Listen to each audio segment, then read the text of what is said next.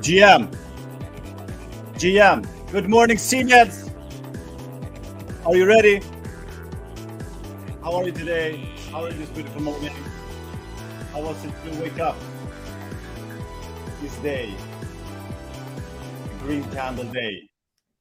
The green candle day. Good morning, guys. Good morning. So excited to see some celebrities in the house. Oi, oi, oi, oi, oi. People are fired up. People are fired up. Good to see you guys. Hello, hello, hello. Guys, I want us to dive right in, and I want you guys to look at this. CoinGecko, top gainers, 24 hours. Zen on position 359. Okay, Zen Crypto, it's us. Volume 37 million dollars. Up 50%. I think it was up even more in the last 24 hours. Guys, look at this.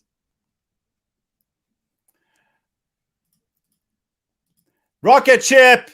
Look at this. Boom. How do I do this? New mouse. There we go. Up. I think it's like, if we measure from the bottom, like 11x or something like that. Rocket ship. Like, people are looking at this now, and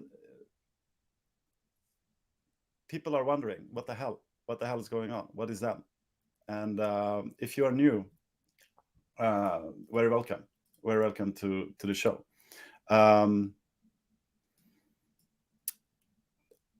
Like, what better moment to just take a little breather and realize why we are seeing these gains in the first place. And it's because we take the time and effort to make protocols that make sense, that follow the first principles of crypto, that are carefully designed, and then we educate you about them. And more people are waking up and realizing that the first principle is the one and only way to go. So Zen is the foundation for everything we do. It's the core building block. It's the peer-to-peer cash. It's the fuel for everything else. And on top of Zen, we are now getting a thriving ecosystem that is absolutely exploding. Developers want to build with Zen because it makes sense. It follows first principles. It's transparent. They have a large community. The token distribution is the most fairly distributed, decentralized token ever. Developers can utilize the horizontal scaling that Zen has built up, that we together as a community built up on deploying on 10 different chains so far. And this is an attractive value proposition for developers. So ultimately, what we want is a thriving ZenFi ecosystem. It's DeFi that follows first principles, ZenFi, with a lot of different protocols. So you as a user can participate at all times, be in self full custody in the protocols. I don't want your money. I don't want. You shouldn't give up your money to anyone. You should have it in your own custody. You should have full control at all times over your money to do whatever you want with it. And then you have Zen as the cash, and then you can convert it. Convert the economic energy of Zen into something else with other properties, if you so like. And we as a community should be the guys, who just open up our pockets and like, what do you want? You want to convert to this or this or this? We have everything. But you can always come back to Zen, because it gets, we hear a lot that it's a lot of information and a lot of things are happening. Right now we have Zen nights going on. We have the DBZen auctions are going on every day. We have the X1 developments are in full swing, and we have meme coins like floating left and right. But you can always come back to Zen, recalibrate, and then forget all of that for a second, and then start with Zen, and then figure out, okay, what am I going to do with this now? So for the moment now, we recalibrate, and we stop looking at the charts for just 1 second at least.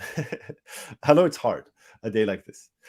And we go back to the workshop where the magic happens, which is the reason why we're seeing this chart in the first place. And we always remember that we don't let the price chart, we don't look at the price chart, we let the price chart look at us. So today we have a special guest here in Zen Education headquarters.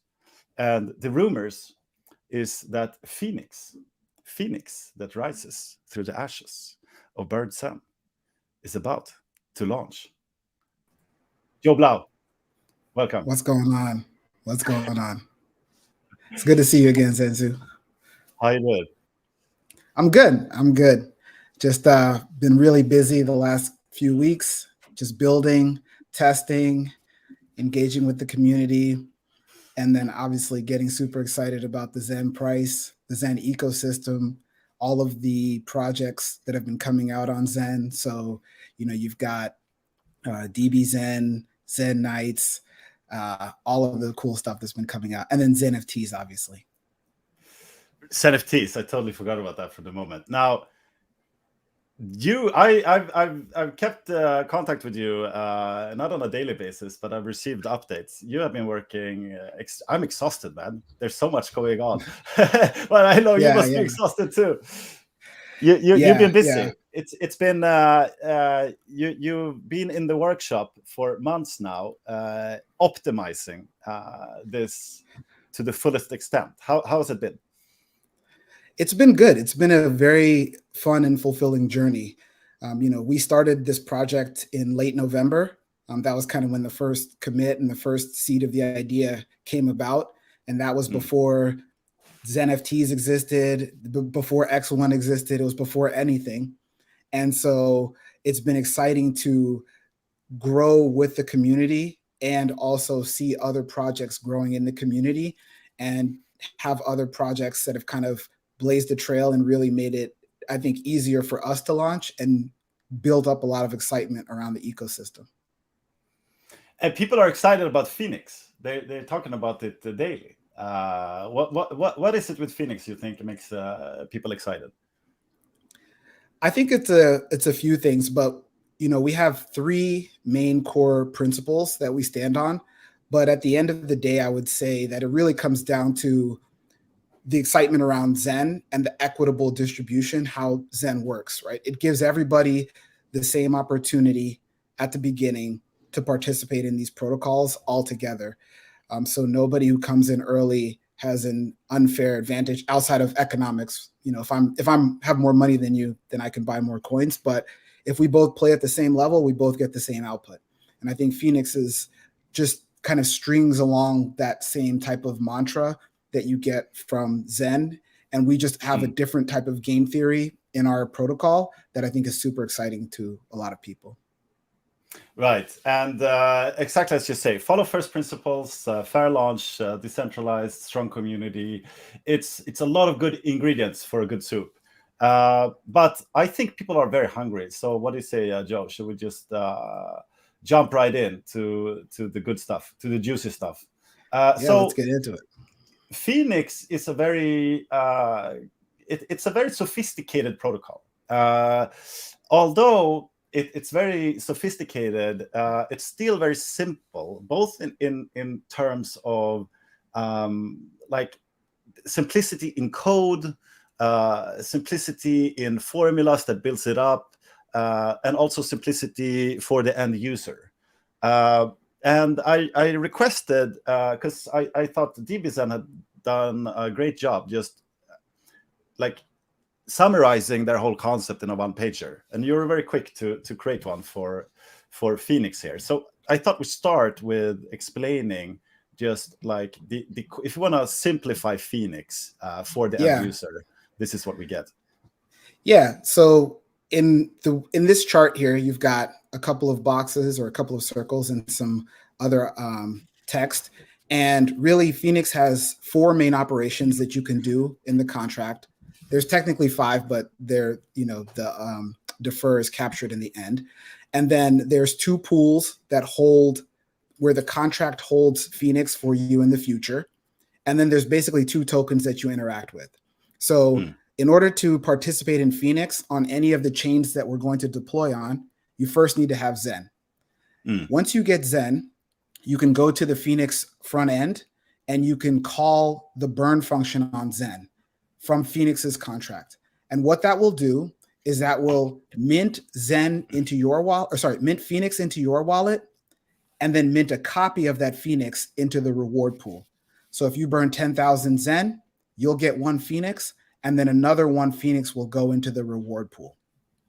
Now, once you've got your FENIX in your wallet, so we're at the top FENIX bucket, there's only one thing you can do. I mean, you can sell it, but if you want to interact with the contract, there's only one operation you can do, and that's staking. So when you stake your FENIX, you exchange your FENIX for some shares, and then your FENIX gets put into the equity pool, plus the inflation that should be paid out to you in the future. And then when you come back at the end of your stake and you click end stake, you give back your shares, and then your FENIX comes back to you plus that inflation back into your wallet. So that's the cycle of how FENIX works. And then this reward pool on the other side is a place where anybody who ever burns Zen for FENIX has their copy deposited into this reward pool. And every 13 weeks, there is an event where anybody in the community, anybody in crypto actually, can call flush. And what flush will do is it will empty the reward pool into the equity pool. In effect, it would basically give everybody who has equity, who has a live stake, it would give them more equity in the project, right? So they would get an inflation bonus. We call it a payday pool party, right? So, a reward pool party, right? So everybody gets FENIX who's staked if you burn and you're staked. And that's really the whole part of the contract. There's some formulas in there, but I mean, that's pretty much how the whole contract works. Yeah, so it's pretty simple, right? Let's you have Zen, you need Zen, and that's the only way to get into FENIX. You burn it, you get FENIX, then you stake it, and then you get a share rate of this equity pool that everyone's sharing, right? And then all you do is you end your stake, and that's what we're going to talk about today, how to end your stake and what's the game theory of doing so, and then you end up with FENIX, and hopefully it has grown in that process. Now, this is interesting. So here, like what's happening in this part is that when you burn and issue a FENIX, another FENIX is actually issued and gets to this reward pool that then is then flushed.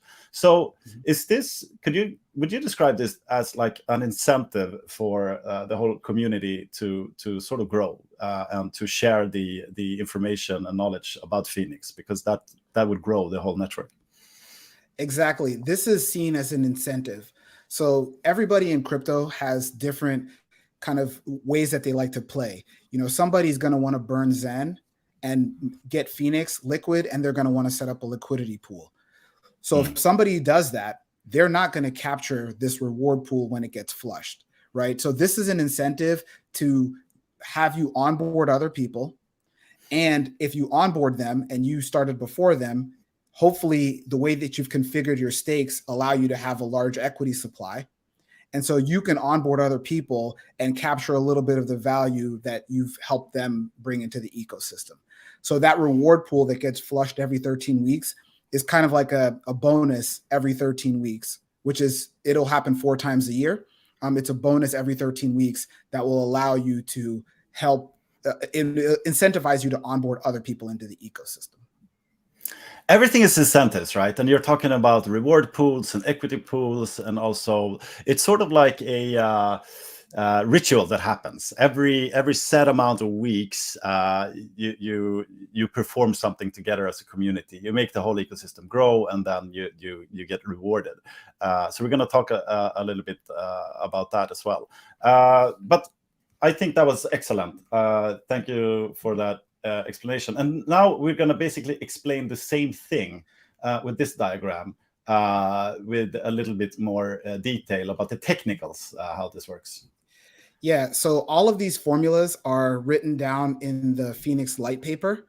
So you can go in and check all these formulas, but these are the actual details of that graph that we showed above. And we're going to have a cleaned up version of this. We're working on a nice, pretty one. This is just the initial draft, but this is the more technical version of how this works.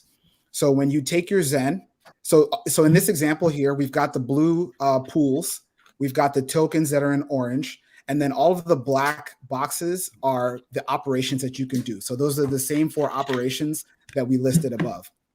Or well, there's 4 operations from above. So, or this, wait, 1, 2, there's 5 here. I can't count because we have defer stake. What we do here is when you burn your FENIX, when you burn your Zen, for every 10,000 Zen that you burn, you're going to get 1 FENIX. And there's going to be a credit of that copy that goes into the reward pool. And it's also going to mint FENIX into your wallet. So if you burn 10,000, 1 FENIX will go into the reward pool and 1 FENIX will go into your wallet. The FENIX in the reward pool is not liquid, it's just a credit. Now, if we scroll over to the right, the only thing we can do from here is start a stake. So the only right now I have my FENIX. I burned. And you get it immediately. There's like I just deposit my Zen and it burns it right away, and it mints a FENIX that I have liquid in my disposal right away. Yep. And then you can burn your FENIX and start a stake. So starting a stake calls those formulas for calculating your shares. And when your stake is started, I'm not going to go into the details of that. You can look at that on the light paper. But basically what happens is in return for starting your stake, you get issued shares. And those shares are now what you're holding in your contract or in your wallet that you can in the future return to get your FENIX back with your inflation. Now, if you look at the bottom right-hand corner after you call the burn FENIX action, you'll see that it says credit the FENIX and the burn plus the inflation. So when people ask in FENIX, where does the inflation come from? It comes from this operation right here. So as soon as you do the burn, the inflation is automatically created and the inflation rate is 1.61%. And so your 1 FENIX plus 1.61% of that is going to be put into the equity pool right at the beginning. So the equity pool grows by your burn plus your inflation. Now, when your FENIX term is completed, so if you do a 1-day stake or a 2-day stake or a 5-year stake, you can come back and you can redeem your shares for your equity. So if you go back to the FENIX bubble, the FENIX orange at the top, and we start going in this inner circle, so you see redeem shares. So the first thing you do is you redeem your shares. And if you're early, you'll get charged an early penalty bonus. And if you're late, there's a late penalty bonus. But you redeem your shares. And what happens is the equity pool will then give you back your FENIX burn plus your inflation based on however many shares you qualify for in your redemption. And then when you end your stake, that's when your burn plus your inflation gets minted back into your FENIX wallet. So we didn't talk about that so much last time, the deferring. So you're sort of there's an option there that you can opt into to defer it instead of issuing it. You can, So what you can do with the deferral, and this is a bit of a more advanced technique, but with deferral, what you can do is you can actually just tell the FENIX contract, hey, I don't want you to give me my FENIX back in my wallet. I just want you to basically hold it as an IOU. And the only person that can end a stake is the stake owner. So I can defer a stake for you. Like, let's say you're traveling. I can defer your stake. And then that means you won't capture any of the penalties. But then in the future, you can go end it and mint it back into your wallet. So defer actually comes from the Serenium contract. It's a function that's called end for a friend. And that's effectively what it lets you do. It lets you end a stake for somebody else. That's very interesting.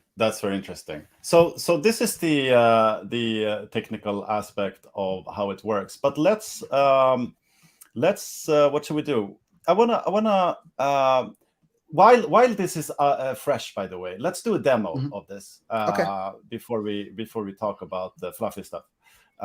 So let's see here. This is your screen there. Yeah. So okay. So yeah. And so where and this is live right now, the demo, if people want to try it out live with us, right? Yeah. So if you want to play with this, it's on testnet.fenix.fyi.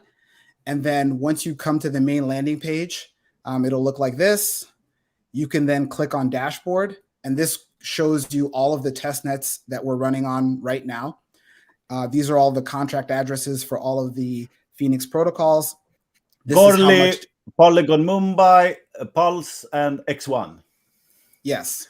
And so these are all of the equity supplies that we talked about.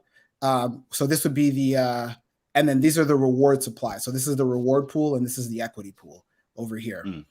So you can see that in the case of X1, a lot of people have minted FENIX, but not a lot of people have staked it because the equity supply is a lot lower than the reward supply. So in 20 days or however many days are left, when this pool gets flushed, it's going to go to these people that are stakers, and the people that just burned are just going to have liquid FENIX. They're not going to capture that inflation. So this is the test net. So what we're going to do is we're just going to go through a quick example. So the first thing you have to do is you have to approve the FENIX contract to burn your Zen. So we're going to go in here and we're going to burn 10,000 Zen, or we're going to approve 10,000 Zen to get burned. And you you don't have to have 10,000 Zen. You can burn whatever. You can burn 1 Zen for 0. whatever FENIX. Absolutely, yeah. You can burn as much or as little as you want. But we're going to just do 10,000 Zen just to make the numbers easy. It's not like DVZen when you have like batches of fixed amounts. This is different, just to point out. That exactly. This you can burn as little or as much FENIX or Zen as you want. 10,000 is just a good example, so I can show the ratios of the 10,000 to 1. So now that we've approved 10,000 Zen to burn, we can then burn this 10,000 Zen, and you'll see that I'll get 1 FENIX. Now I have no liquid FENIX in my wallet here, if you can tell by this. If you click on this, this will actually prompt you to add the token to MetaMask. So this is how you can burn your Zen. And you'll see down here, we calculate the gas prices. Now we're on the X1 chain. So you can switch chains. I'm just doing this on X1. The gas is hard coded to 100 Gwei. And so we will do the burn. I just clicked. It's asking for You've approval. optimized the gas. You talked a lot about the gas. You optimized like a madman to make sure that the gas is optimized. Yeah, we wanted to make sure that on chains where the gas would be heavy, that it's going to be still valuable in the future for you to interact with this contract. So now you can see that we have 1 FENIX here. We just got that freshly minted. And if you were to go to the reward pool, we didn't check it beforehand, but the reward pool should have 1 more FENIX than it used to have. Maybe you can zoom in a little bit. I don't know if it's possible. Let's see. Yeah. Right. There we go. Awesome. So this reward pool here, if you go back in the stream, this was probably 1 less than it is right now. Okay. So now we're going to start. Right. So exactly. You burned, and then as we remember from the schematic, when you burn, one FENIX goes to you and another goes to the reward pool. Exactly. Right. So now we're going to start a stake. So you can take your 1 FENIX and you can stake for, I'm just going to stake for 5 days. And there's a calculator here that lets you know how many shares you're going to get back based on your size bonus, the time bonus. So how much you stake, how long you stake, comes out to a subtotal.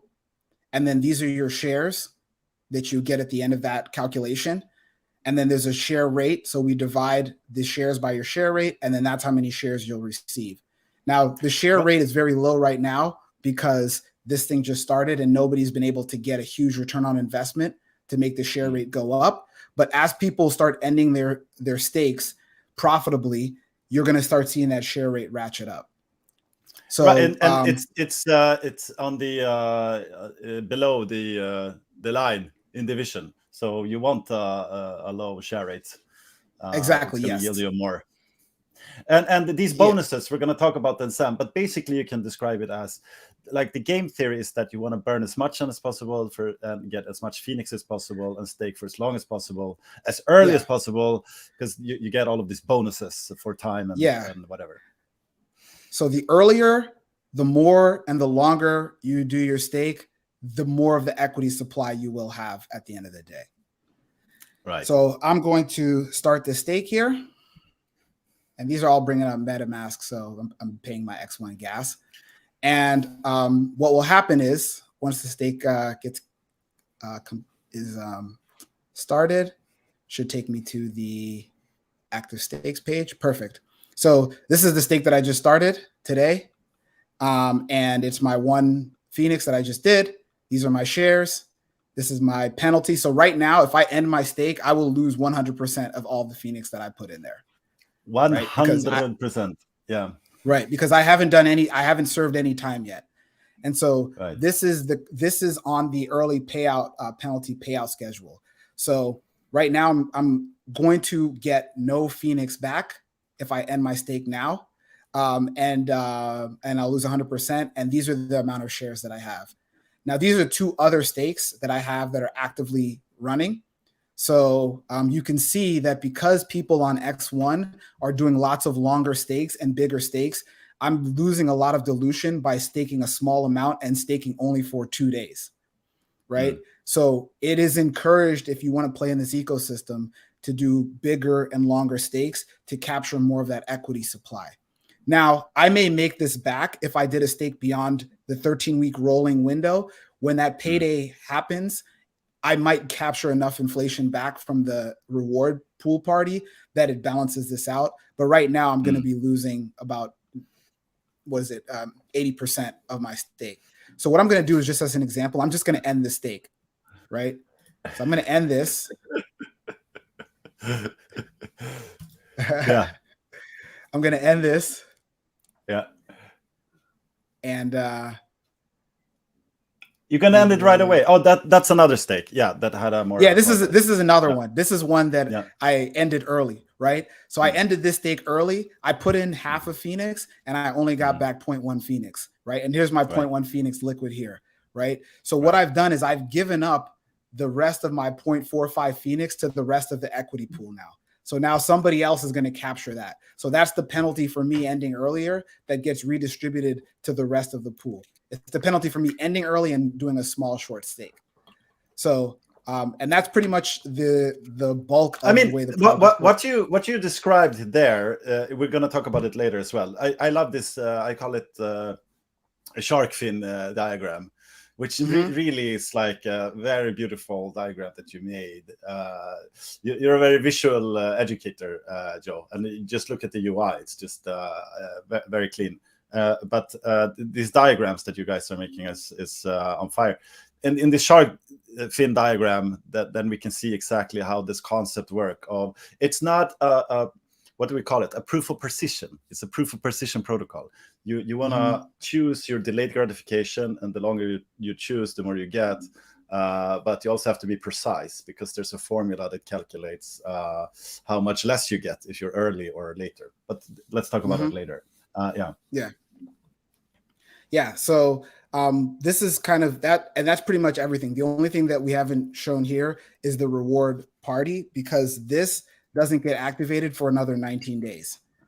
So in 19 days, anybody who's on X1 can come to this testnet.phoenix.fyi/reward, click on claim reward, and it will empty all of this FENIX here, this 550,000 FENIX, into the staker's pool supply.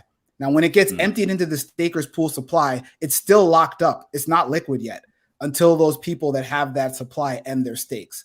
So one thing to remember is that when you capture the reward, it's not liquid for you until you click end your stake.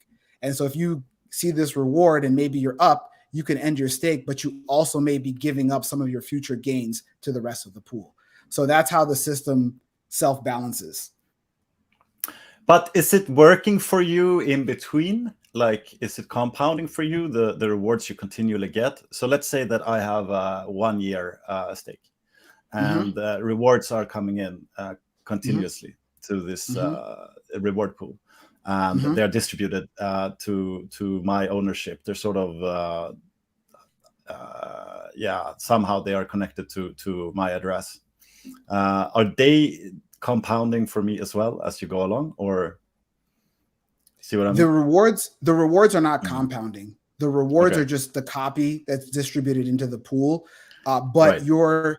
when you calculate your share rate, your Mhm. shares are calculated using a compounding formula. Right. Okay. Yeah. Yeah. I saw that. We come into that later. But Yeah. yeah. So yeah, that's pretty much, Awesome. those are the 5 operations. And in the case of these active stakes, if I had a stake that was active and it was past its progress, it was 100% complete, then there would be a defer button here, and I could click defer, and I could defer the stake, into the future, where only the Mm. owner of that stake can then come back and end it. Right.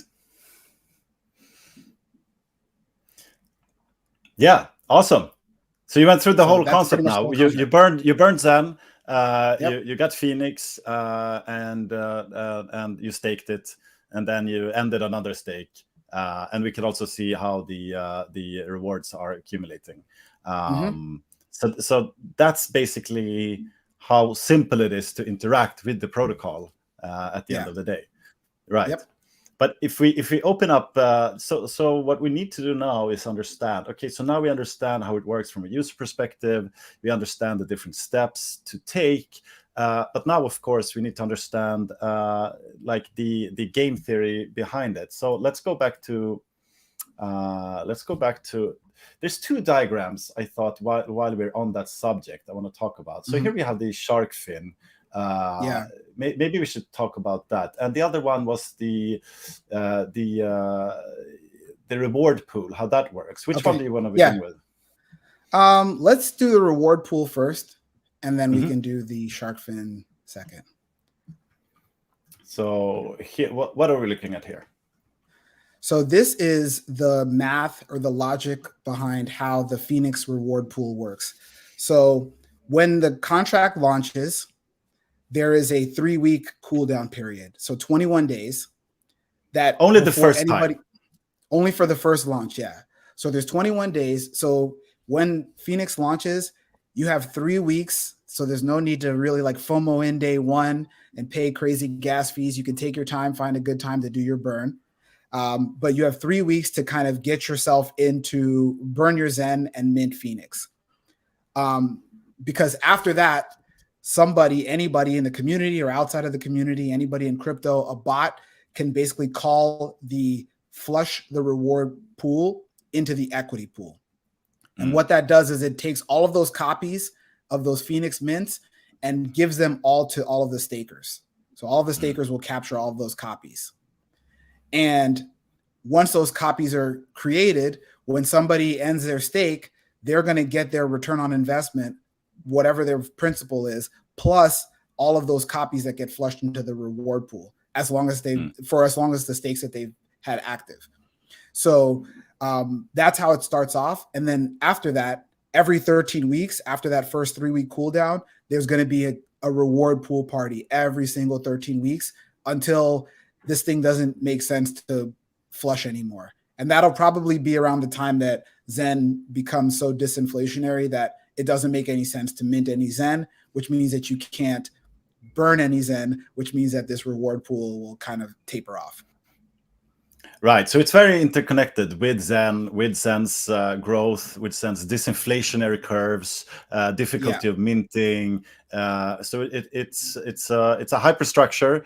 Yeah, you were the person to introduce us for hyperstructures as a concept, but it's very closely related to first principles, as we call it.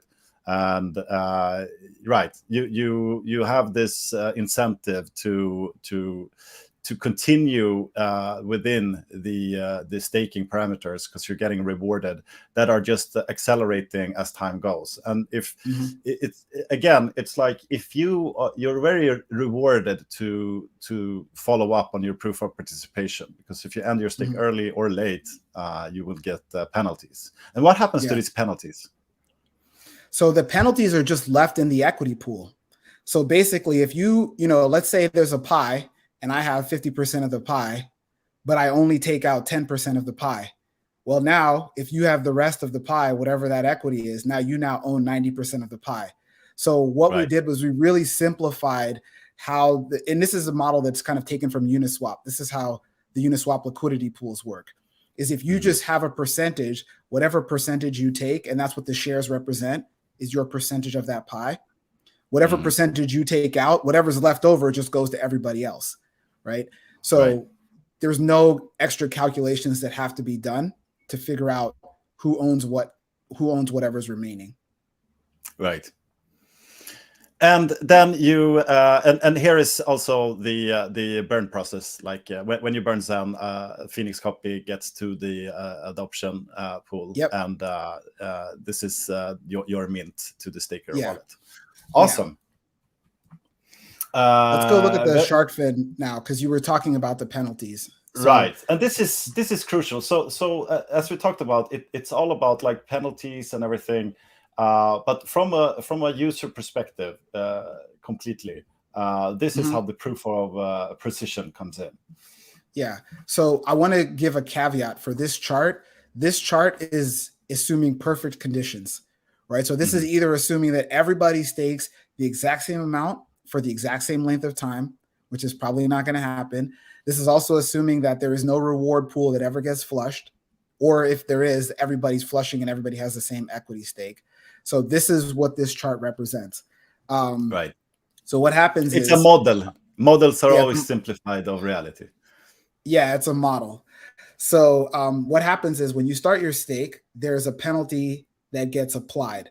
So if you saw earlier when I ended my stake immediately, if I was to end my stake immediately, I would receive back no FENIX, right? And what this does is this encourages people to fulfill their time limit served. And so this is on I think it's an X squared chart. And so what happens is the longer you spend your time in your stake, the more of your principal you will receive back. And at 71%, you should receive back 100% of your principal. And then beyond that, you're starting to get a lot of your inflation bonus that you get calculated. And so that's how this looks. So 0% to 100% of your stake on the left-hand side is what that's talking about. So if your term is 1 day, this is from 0 to 1 day. If your term is 7,777 days, then your term would be that. And you changed it. You changed it from 60 years or whatever to 21 years, which is 7,777 days. Yeah. So it was 50 years. Then we made it 55 years. Then we made it 21 years. And then we made it 7,777 days. So how long is that? in it's years? Still 21 years. It's just 21 years, 3 months, and some odd days. I don't remember the exact number. Right. But yeah, so on the 60 years or 50 years was a bit long. Yeah. The community really helped shape a lot of these decisions. You can go back on my Twitter feed and see people talking about, voting on what we should make it. So I think it's a nice clean number, and there's a bunch of numerology that goes around that number as well, which is pretty interesting. So you're into numerology. So with the inflation, you went from pi 3.1415, etc., down to the golden ratio, which is 1.6, whatever it is, and now So the inflation rate 777. Yeah, the inflation rate in FENIX is actually lower than the terminal inflation rate in Zen. So FENIX should, at the end of the day, always be less inflationary than Zen. It should always be more rare. Right. And that's very interesting because Zen has a built-in staking APY of it started at 20%, and then every quarter it reduces by 1%, and now we are at 18%, and then it's going to go down to 2% in perpetuity. So it's very, very interesting that you have thought about the longevity of this. Like, what happens after 8 years when the Zen's inflation is down to 2%? Well, we can hype up the value of FENIX by having an even lower inflation rate than Zen. So that's Yeah. very cool. And Yeah. like why I like this also is because you can see in the formulas how these are calculated, that it's basically like, guys, remember, you start here and you choose 100% is the days you choose, right?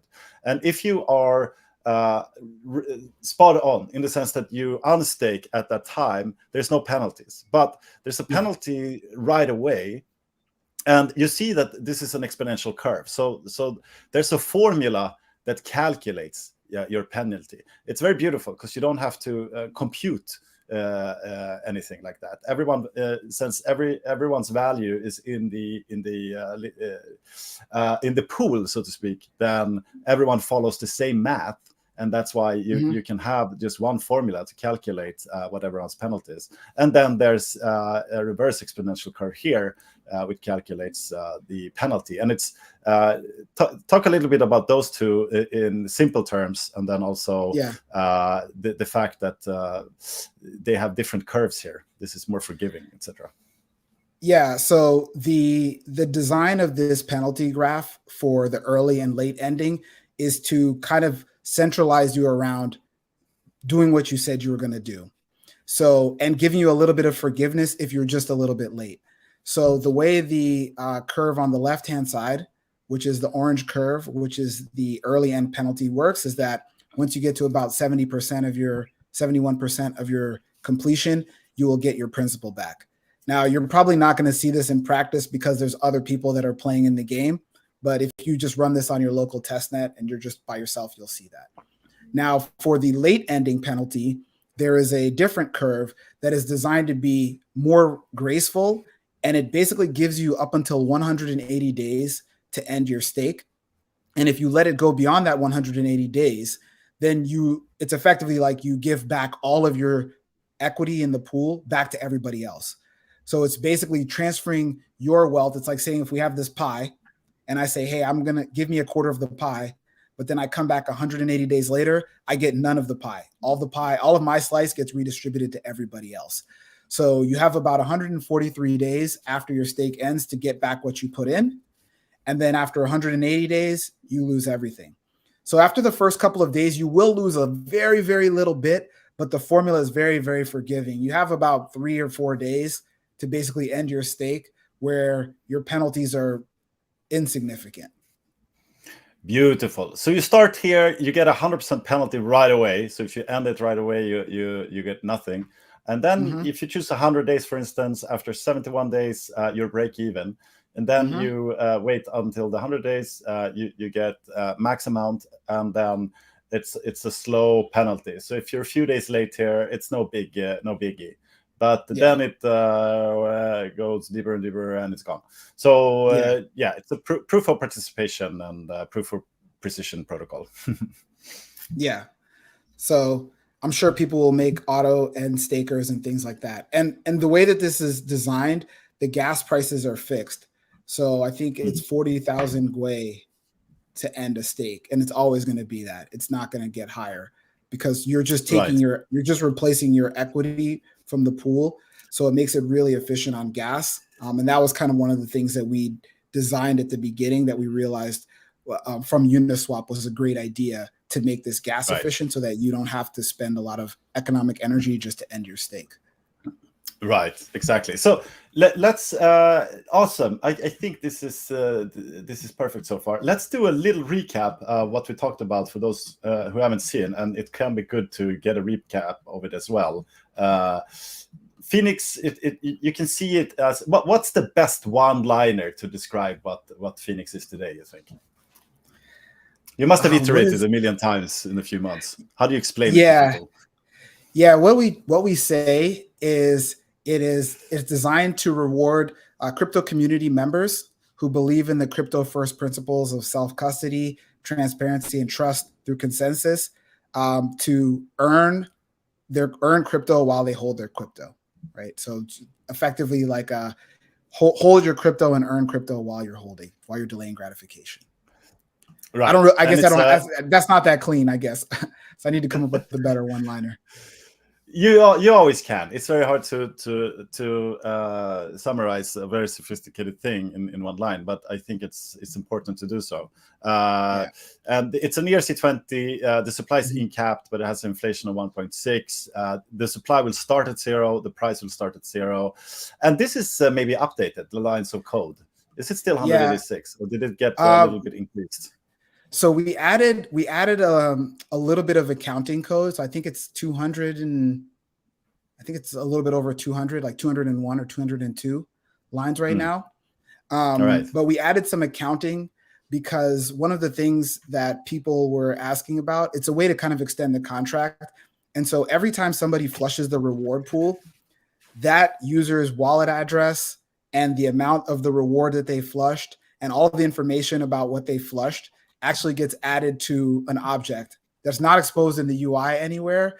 But what this could allow somebody to do is if you had an idea about building a FENIX pool party NFT project that could be claimed by anybody who's flushed a reward pool, you could build that. And so there's an accounting that's in the contract for that. And so adding that took a couple of lines of code. Right, and we saw that with Xland, for instance, and DBZen, that very, very quickly they utilized the hyperstructure concept and created something that only took DXN in order to mint their token. So these protocols that we're building, someone might build a protocol on top of FENIX, or some game theory on top of FENIX in the future, and probably will. Yeah. Awesome. And then why FENIX? We talked about this is very much in line with why we created Zen, and this is where we align on the need for first principles and the need based on where we're coming from, and so on and so forth. And then let's talk about you also have your co-founder, Johad. Yeah. This amazing. Yeah, Johad's awesome. Johad. Yeah. So a little backstory: Johad and I. We used to work together at Uber on self-driving cars, and he was the designer on the team, and I was the engineer on the same team. And so we became friends. We started hanging out. I introduced him to crypto, and he's got a really prestigious background. He's worked on a lot of very popular cars. He designed the interior of the Kia Soul, I believe. So he's got a really storied and prestigious career, and we've been friends for a while. And so we decided to kind of tackle something. And the whole idea behind FENIX, the name, the brand that rises from the ashes of burned Zen, actually came from Johad. The contract was called something else at the beginning. I think it was just my last name. And then he came up with Blau this protocol. That's what the Blau protocol. Well, I just needed a placeholder. But Johad really gave the project life, and he really made this FENIX, the logo, the brand, all of the stuff that you see that is the visuals of what you see about FENIX really came from Johad's brain. So he's awesome. The person that's been helping me out. And he's in Telegram. You can say what's up to him. Awesome. Yeah, you seem to be a great team together. But the Blau protocol, that would also have been cool. Do you have some Blau? Some bling bling Blau? And first principles. I mean, this is the reason why you're seeing the chart increase, because more and more people realize it. It's the principles where we build Zen with the decentralization, fair launches, transparency, etc., etc. Why was this important to you? Yeah, so I talked about this a little bit before. But I think, when you think about, when I think about a lot of crypto projects that I've seen, like I first started mining Bitcoin in 2013, and then I saw Ethereum early on, even though I didn't participate. And really what I've started to see is a lot of projects have been trying to kind of shave off a smaller and smaller segment of a community versus what I saw Zen doing. And Zen did what we used to call in Uber, we call this concept land and expand. So Uber started in San Francisco, but Uber didn't say, hey, if you want to take an Uber, fly to San Francisco and get in an Uber here. They came to your city and they built a network of drivers in your city, which was the supply side. And then when people wanted to open up their app and press the button, there were Ubers that were available. And Zen is kind of following that same strategy where they didn't say, hey, everybody on Polygon, come over to Ethereum. Zen was able to go over to Polygon and deploy over there. And the reason that it's able to do that is because it follows these first principles. Because there's nobody who's getting an allocation, it's immutable, there's no pre-mine, the supply starts at 0, there's no sacrifice, there's no ICO. It doesn't matter who deploys Zen on any chain, because the concepts of the protocol are all the same across. And so because of that, it's able to just go from chain to chain to chain to chain and onboard users. And because I saw that early on, and because I saw that, I was like, okay, this is something that's super interesting. And I think that these principles will resonate with a lot more people that really understand what crypto is about and how it's designed and how we're supposed to be using it. Right. I think this is what unites us, and this is what makes this community very aligned. The fact that if we just follow the principles, guys, then what does that really mean? It means that everything is transparent for everybody. It's a insanely decentralized network, which means that no whales can manipulate the outcome. Because if you have some whale that can manipulate the outcomes, then you're always living with an uncertainty. And now everybody has all the information because it's decentralized and it's transparent. And you can always be in custody of your own tokens, right? So I never have to give away my economic energy to someone else. So just following these first principles, and you also have delayed gratification in a world where everything is like this, and everything is green candles every day or red candles every day, and you're really triggered into to act fast, not to miss opportunity, and tune in to your reptile brain. You have incentive structures with delayed gratification. It's just better. And I think now, like, there's less unnecessary uncertainties. And I think what Zen has created now in a bear market and this community, that's going to be very interesting to see how that holds up in this coming bull market, but also in the coming bear market, when we're inevitably going to see protocols fail and fail again for the same reasons. It gets like a bit annoying because it's always the same reasons why these protocols fail. It's like you're giving up your custody, it's not transparent, there's some whales, it's the same thing. But if we can eliminate those, we can focus all our efforts into the fun stuff, into the mechanics, to build something that has interesting incentive structures. And we don't have to spend so much time mistrusting each other, because we don't have to trust each other. Everything is trustless. And then we can make something that will last. It's just better. Or as the girls in California say, it's just better. What's up with that? No, that's like, Jesus, Allah and everyone. Like, I'll follow every religion and can explain that. It's just okay, whatever. But first principles. I think it sounds boring, but I think it's. I mean, let's see if it's boring when you get the yield in your pocket, right? It's. We build things that will last. But let's also comment a little bit, because I think this is important. Like, we talk about innovation Lego. Like, why did you do this? And where does this? Where are these things? Where are these different innovations? Because usually when we innovate, we never innovate something completely new. We borrow concepts from each other. Just very quickly. Briefly. So absolutely. The ideas in FENIX are not new. We are inspired by lots of other protocols that have been released. So I actually updated this a little bit, but the order of the projects that were launched is Bitcoin, which gave us this censorship resistant zero counterparty risk store of value and transfer. Right. So if we can't hold our FENIX or our Zen and send it to somebody else in a censorship resistant way with no or minimal counterparty risk, then the whole concept of crypto kind of just falls on its face. The second thing is actually Uniswap V1. So Uniswap V1 was that's down there. Uniswap V1 is the protocol that was the first to really use these equity-based liquidity pools. So when you did your swaps between Uniswap V1, you would place your liquidity in a pool, and then people could trade through your liquidity, and you owned a percentage of that pool. And when you pulled your liquidity percentage, you got the percentage that you owned of that pool back. And that's one of the key concepts that we use in FENIX. The next contract that we borrowed a lot of our ideas from is a contract called Serenium. And Serenium it's like one of the first time-based certificate of interest contracts. So it's one of the first contracts that had trustless yield. It's a contract that was bolted onto this video game. So it has like variable inflation.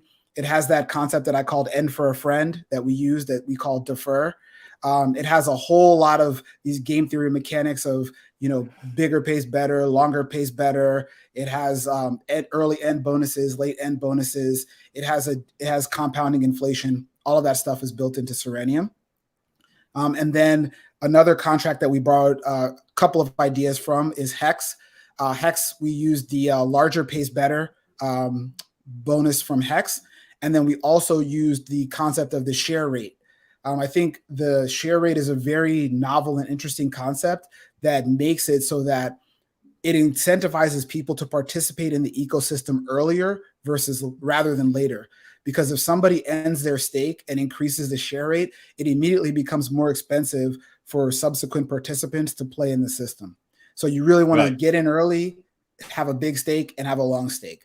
And then the final project that we got our inspiration from is obviously Zen, right? The concept of this cross-chain deployment and all the fair crypto where, there's no, I can deploy this on 10 chains because there's not going to be anything that happens if I deploy it on Evmos that I can take advantage of, right? So it makes it really easy for these protocols to go on the chains that we have available now.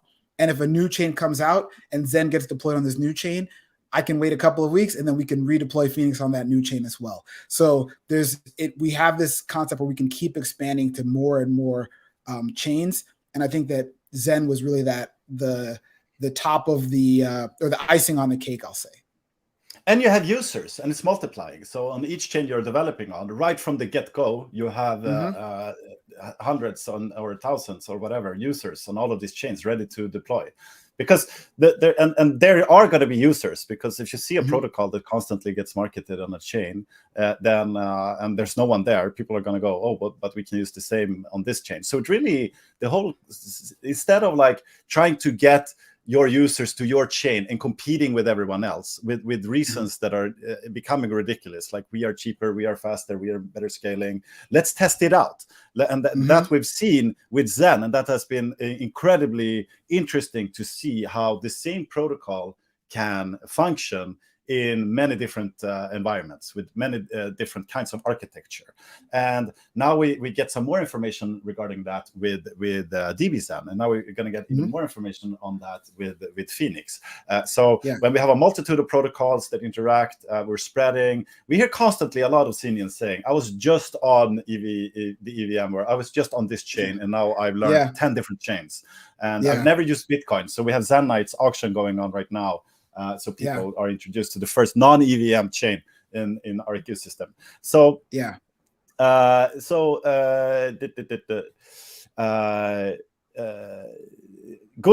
Kunin, super OG in the community. Joe made this one a super hybrid of legit protocols combined into one pack. Exactly, and then you sort of combined all of that into a concept: equity, time in market, penalty distribution. So those are the three principles. Those are the three principles that we really want to base FENIX on, right? We want you to understand equity, right? Owning something, owning a piece of something that will grow, which is where the inflation rate comes from. Time and market. So this comes down to the longer pays better, right? The people that participate in crypto, that kind of hold their crypto and just sit and they don't trade, they're more patient, usually tend to be the ones that win out. And that's what we believe.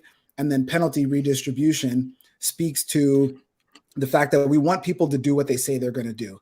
If you forget, or if you're lazy, or if you just have a short-term bias and you just want to get out early, we want to make sure that the people that are still participating and upholding the bargain that they made with the smart contract receive a benefit from you not participating the way you said you were going to. So those are really the three main concepts that FENIX kind of hinges on.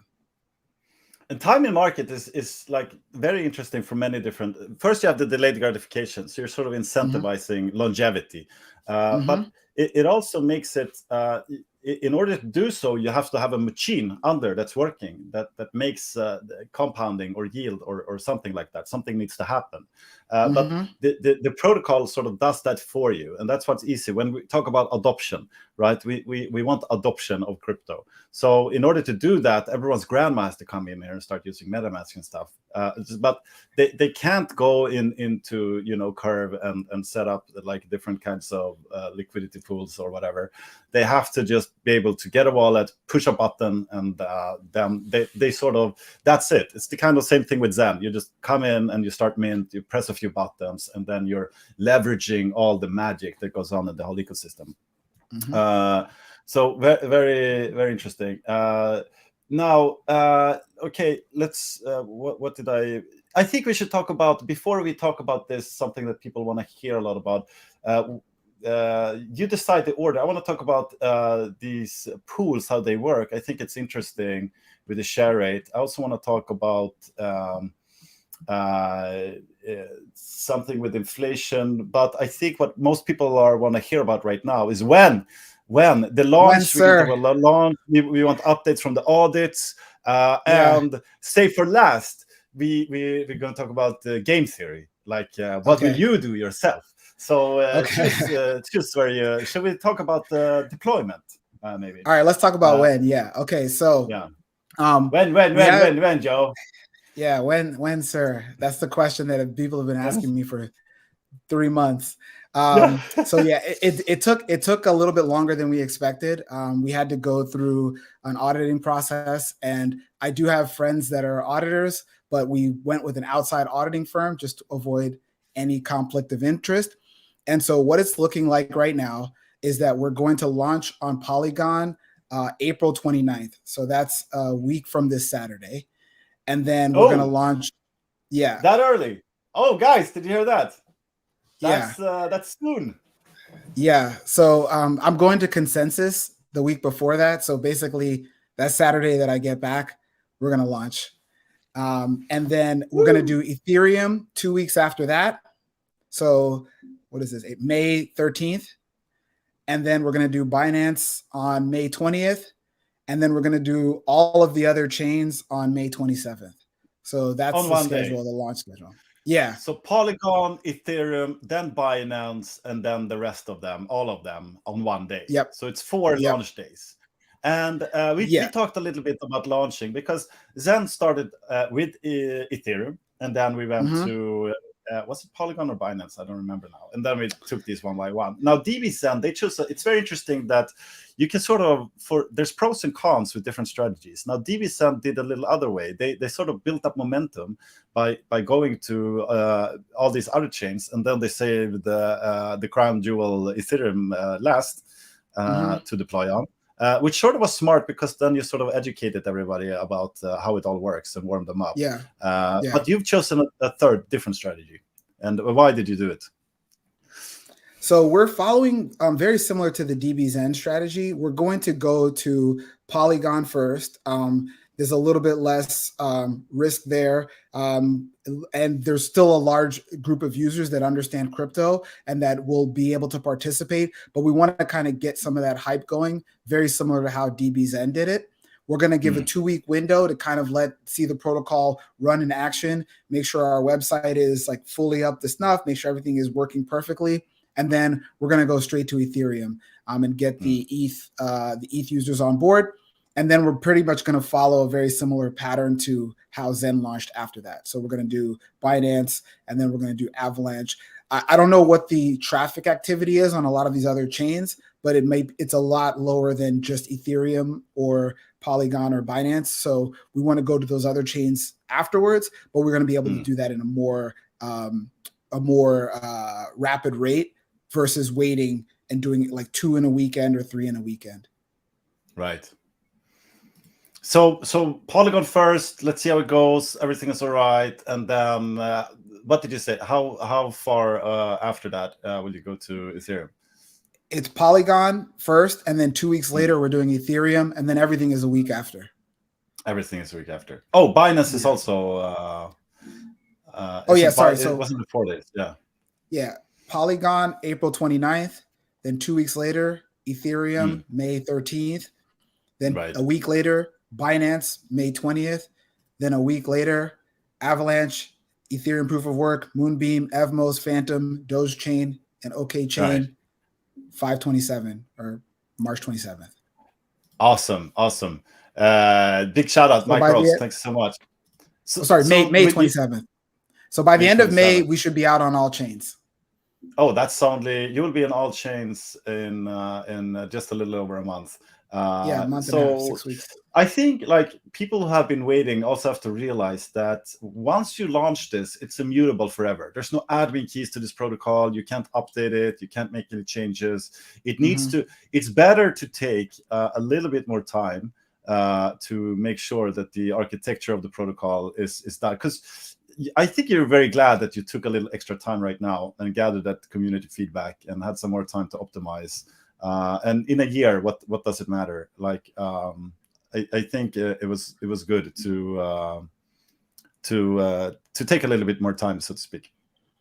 Yeah, I guess you're happy you software did. development. Yeah, I mean, normally when you're developing software, if it's not critical, you can kind of just ship it and throw it over the fence. And if there's a bug, you can just fix the bug and update it. But we're in crypto for censorship resistance and no counterparty risk, and that comes with not being able to update or fix something. So making very simple tools that are conceptually simple, that are kind of like building blocks. You talk about the innovation Legos. Making those, I think, is a smarter process. But you also want to make sure that you take your time and make sure that it's done correctly. Because once you deploy it, you can't undeploy it. You can't take it back if it's true crypto. Right. So, what can you say about the audit? Is it finished or it's in the closing? And what's your comments on it? Yeah, so the audit we got back was it was good. There was they had a question about the inflation mechanics in the contract. So we had to kind of do some triple and quadruple explanation for them on that, but then they figured out, okay, this makes sense. And so the audit came back, it was good. There was just a bunch of minor issues.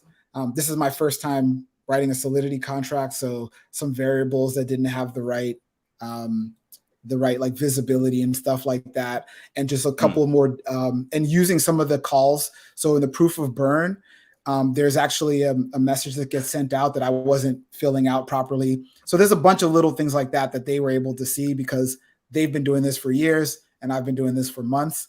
And so they just really helped me find a lot of these little edge case bugs, but it was mostly minor stuff. Nothing crazy. There's no there's no admin key. There's no backdoor. There's nothing in there. So the audit came out really good. The one thing I will say, though, is that there is a library that we use for our math, and that just got upgraded. So I'm going to upgrade that math library, make sure that none of the bugs in the math library transfer into ours, because we have tests in our project. So if anything breaks, I'll know immediately. But I just want to update that math library just to make sure that we're on the latest and greatest version, because they just got an audit from Spearbit and they said like, hey, you should upgrade. So I'm going to do that probably tomorrow and then just do a local test. But the contract as it's working right now is fine. There's nothing wrong with the contract. It's just making sure our dependencies are up to date.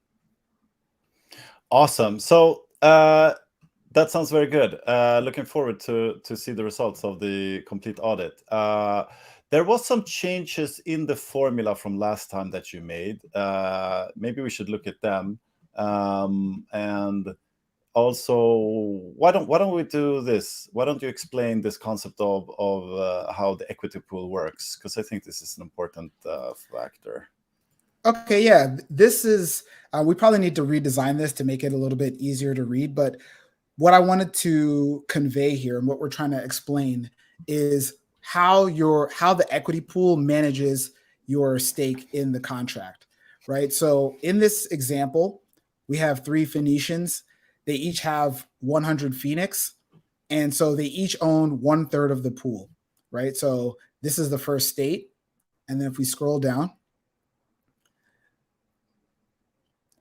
So what happens is when the equity pool, when the reward pool is flushed into the equity pool, now each person still has 33% of the pool, their equity, their shares, but now they each have 200 FENIX because the pool size just doubled, right? So what we're doing is we're increasing the size of this pool that you own a stake in. So this is how we avoid having to do a lot of computation. We can just dynamically increase the size of the pool. The percentage that you own is the same. So the number that you get out when you exchange your shares for your FENIX back at the end is going to be in relation to what everybody else has. So if we scroll down to the next step, right, this is the brilliant innovation that you're not dependent on like heavy computation as for text, for instance. It's done through a pool instead. Yeah. So if we scroll down to the last step, so what happens is the Phoenician number 3, they take their 200 FENIX out of the pool. Well, now there's 2 people left, and the pool has 400 FENIX in it. But that's right, because each person has 50-50, right? So this is a visualization of how the FENIX equity pool gets rebalanced based on supply coming in and supply being removed.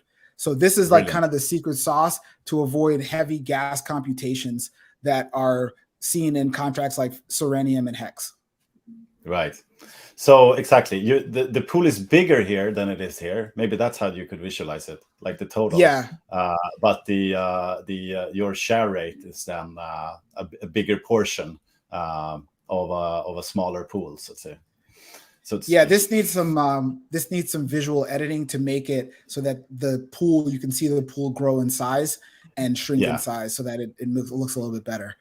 So we'll make a better version of this as well to make it a little bit more clear.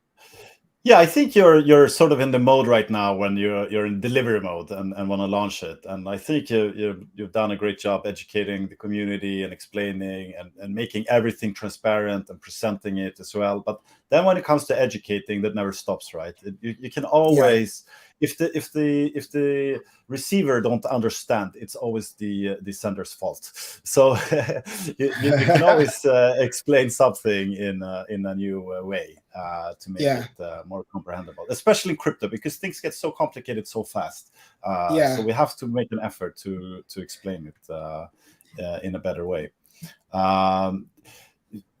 Joe, I want to hear, and you can see also like this, forget about this 3.14, but sort of like see that the supply, if it has a fixed amount, you see this as a pool, the pool increases with inflation. So the pool gets bigger with inflation per year. That's how you sort of could visualize that as well. Exactly. Yeah. So if you think about it kind of like a pie, or in this case, a box, as the year goes along, the pool gets bigger. And DVM is a visual artist. He's okay, awesome. perfect. Yeah, you guys should. You guys. Johad is actually amazing at doing this stuff too. It's just that we're trying to ship and do stuff. So he's actually putting a lot of these things together and cleaning them up. But you've got that pool that grows, and the inflation is inserted into the pool as soon as you do your stake. So it's when you do your stake, the pool gets bigger.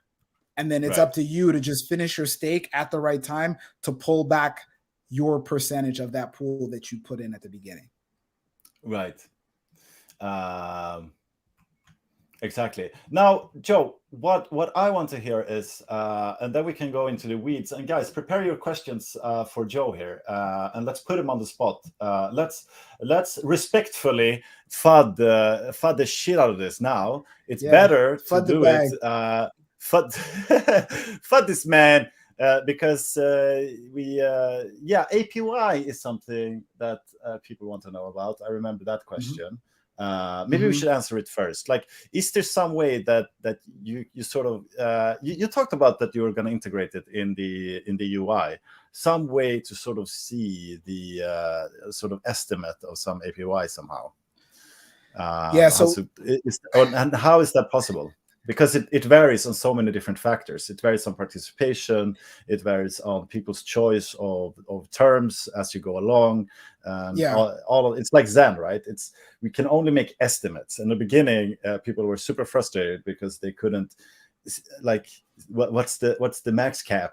There is no max cap. And but now when we have data, and we can, based on like empirical data, and we have dashboards such as Zen Turbo and Zenmon and Zen Squad and Zen.pub, we can analyze this data, and then we can sort of make much better projections. So how will this work with FENIX? So what we want to do is we want to work with those same sites, right? Zenmon, ZenPub, and Zen Turbo, and help build some of those dashboards and metrics on third-party sites where people can go to get information about all these community projects. On our site, all we really do is just project how much FENIX you're going to get back, right? Because we don't really know you could have a huge APY if you had a long stake and you went through a couple of reward pool parties, right? Right. So it's really hard to calculate that because you don't know how much the reward pool party is. You're just making an estimation. And I think that the biggest pool parties are actually going to be in about a year, in like January of 2024, because that's when a lot of those 430 to 450 day mints are going to be coming out. So that's when I actually think there's going to be the biggest supply that's going to come into contracts like DBZen, FENIX, and whatnot. But I think it's going to be hard to really do some predictions without having some data, some historical data, and we just don't have enough data right now. I have some simulations, but mine are just based on 1, 2, 3, 4, 5, or 6 people using the protocol, not hundreds or thousands. Right. So it's a bit of an unknown that will the same way with Zen, it will give with time. But this is so the time aspects of interacting. I mean, there's 4 common components in basically everything we are doing, right? You have yourself, you have your economic energy, you have a protocol you're interacting with, and you have time. Right. So if you're participating in the base Zen, there's the aspects of those 4 components with Zen. And then you have, for instance, with DBZen, that's a totally other kind of way of thinking there. It's a cap supply, it's auctions, it's a deflationary supply distribution, etc., etc. And now we have another way of thinking when it comes to time with FENIX. It's more probably for longevity. To build your capital over time. That's basically what it's built for. Yeah, and I like the fact that the Zen ecosystem has different protocols that all follow the same first principles concept, but allow you to participate in different ways. DBZen is a very active protocol. You have to be there pretty much, almost every day to make sure that you're compounding.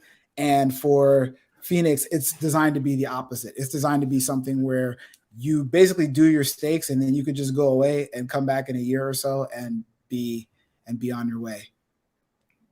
Right. Like set and forget. Or set and go do something else and come back. It's a set and go do something else and come back protocol in that sense.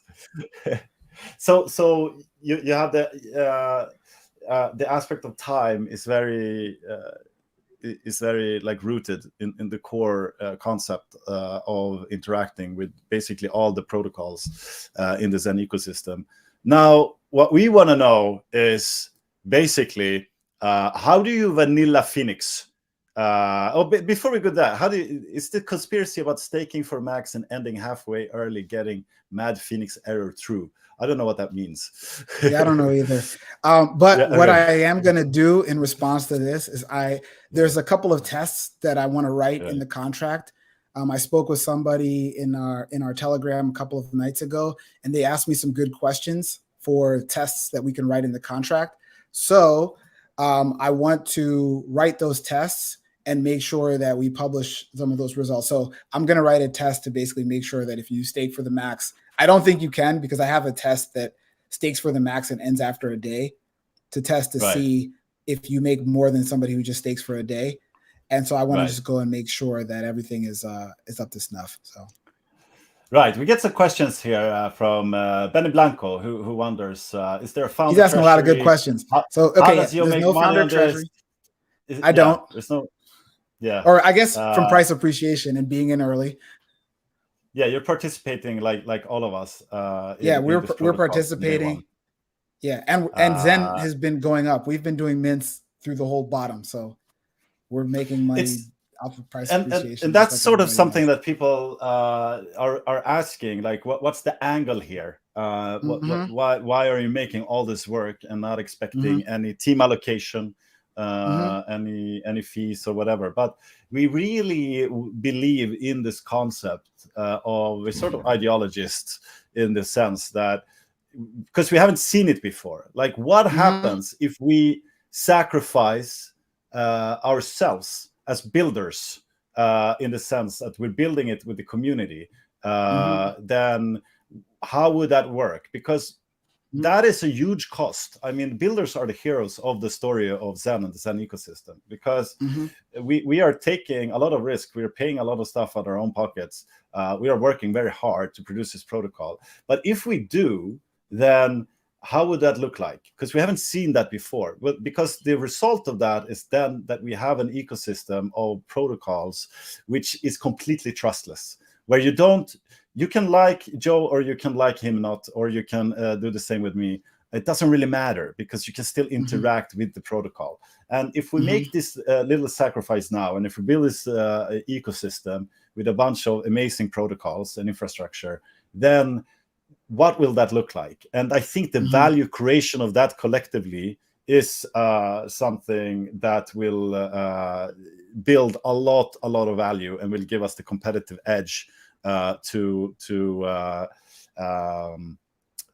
at least in the base protocols. And then it doesn't stop anyone from creating whatever fund or whatever they want to do. But if we can make that happen and follow the first principles completely, it's very easy to talk about it and to promote it as well, because there's no unnecessary uncertainties.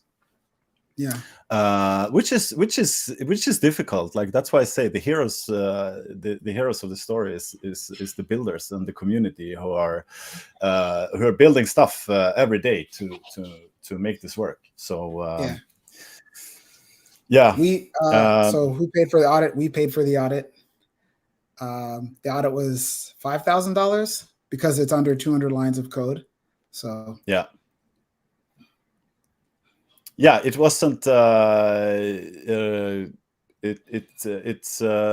You've been putting in money from your own pocket in order to make this work, and that's why the community also has a lot of respect for the FENIX team.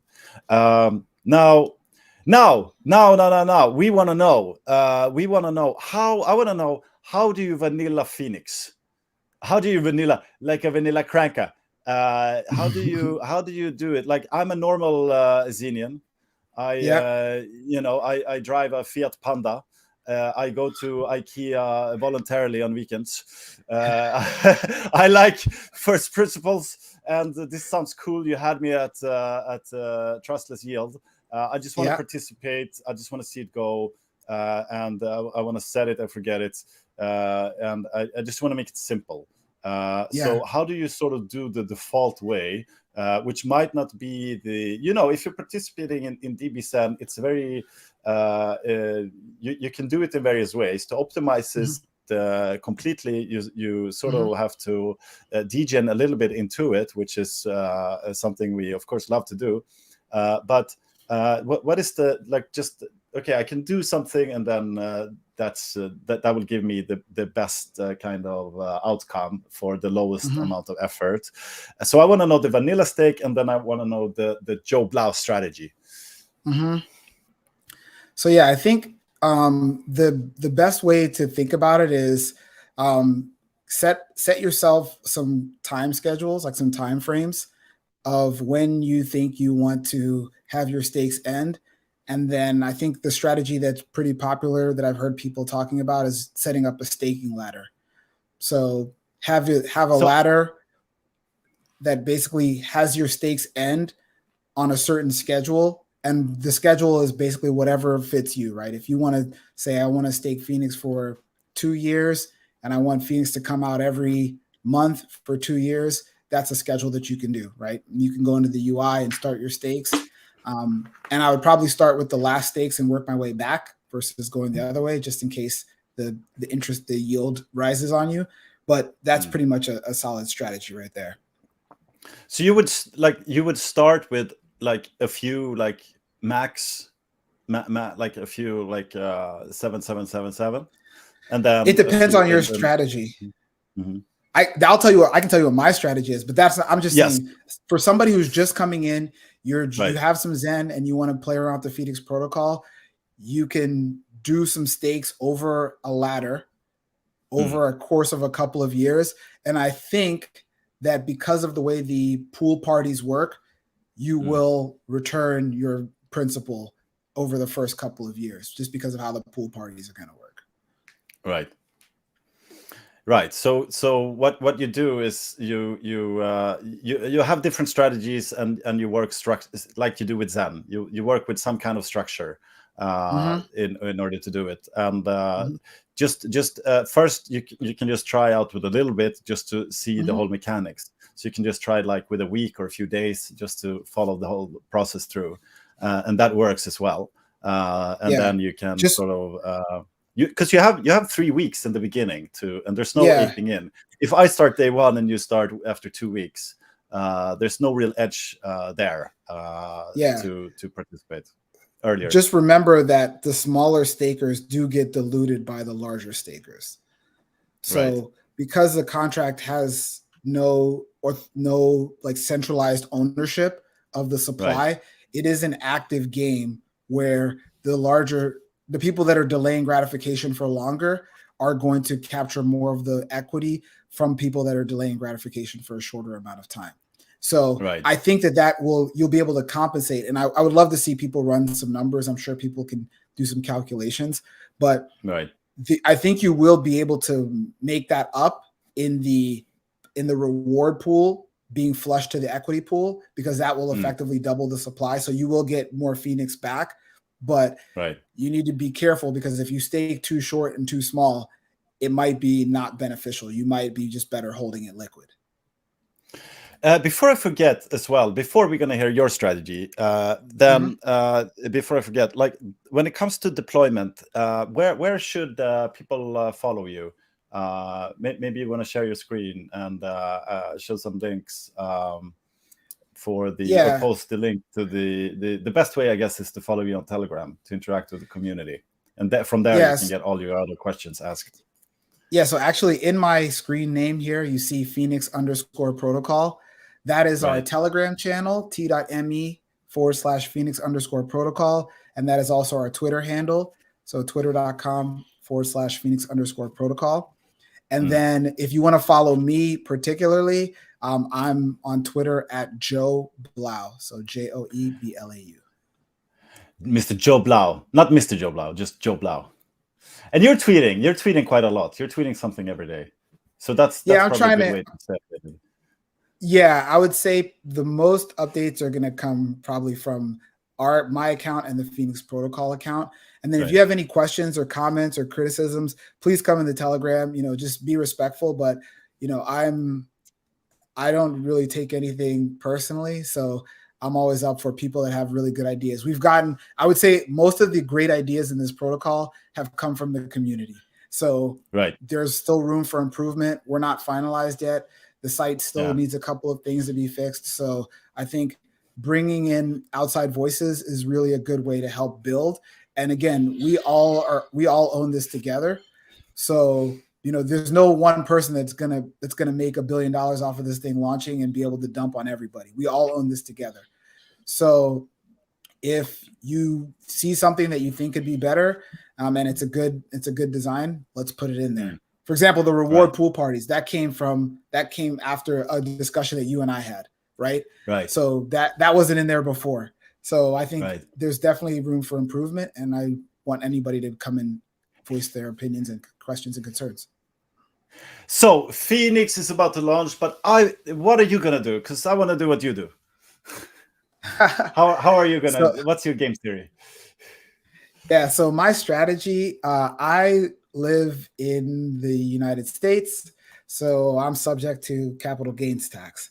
So what I will probably do, because I have a long-term kind of mindset, is I'm probably going to do a staking ladder, a 21-year staking ladder, where I have probably more of it weighted towards the end, and I'm just going to start from year 21 and just go backwards and have my stakes end at some time, some time of the year, every single year for 21 years.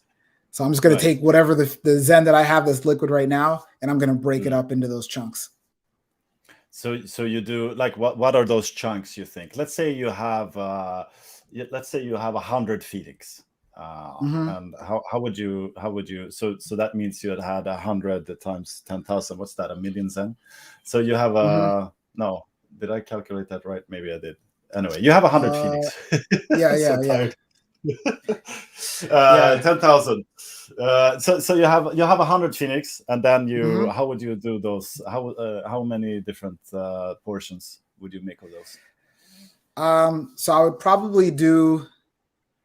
I'd probably take half of it and do the last 5 years.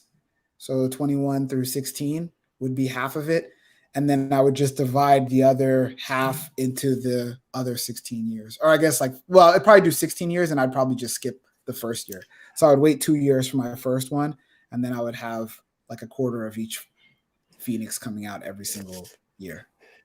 You waited 2 years for the first one, so you're in this for the long haul yourself with your own investment and in believing in this protocol. And is there some thought there when it comes to like the macro environment within crypto and outside? Like, are you trying to time some kind of bull run or something like that? I think this really comes back down to our first conversation, which is time and market. Like I've had access to like see lots of people who really have had like extraordinary results by being patient. My brother has a friend whose dad bought Microsoft. His dad was a school bus driver. He bought Microsoft stock, $10,000 of Microsoft stock in like 1985. And now when his dad goes on vacations, his dad just goes and he just comes back when he wants. And it's just because he waited, right? He didn't trade this stock. He didn't try to be a genius or do anything. He just waited. And so for me, I think that that's the strategy that I've seen that works successfully. And I do believe that crypto is going to be here for the long term. I don't think that crypto is a fad. I don't think it's a flash in the pan. Obviously, everybody's looking at AI right now. But I think that if you find a product, that is going to be around for the long term, and I believe that the Zen ecosystem is going to be around for the long term, for sure. Just sitting around and waiting, like that's what I like to do. Like I like to sit around and wait and go snowboarding with you guys. Yeah, that's what I'd rather be doing.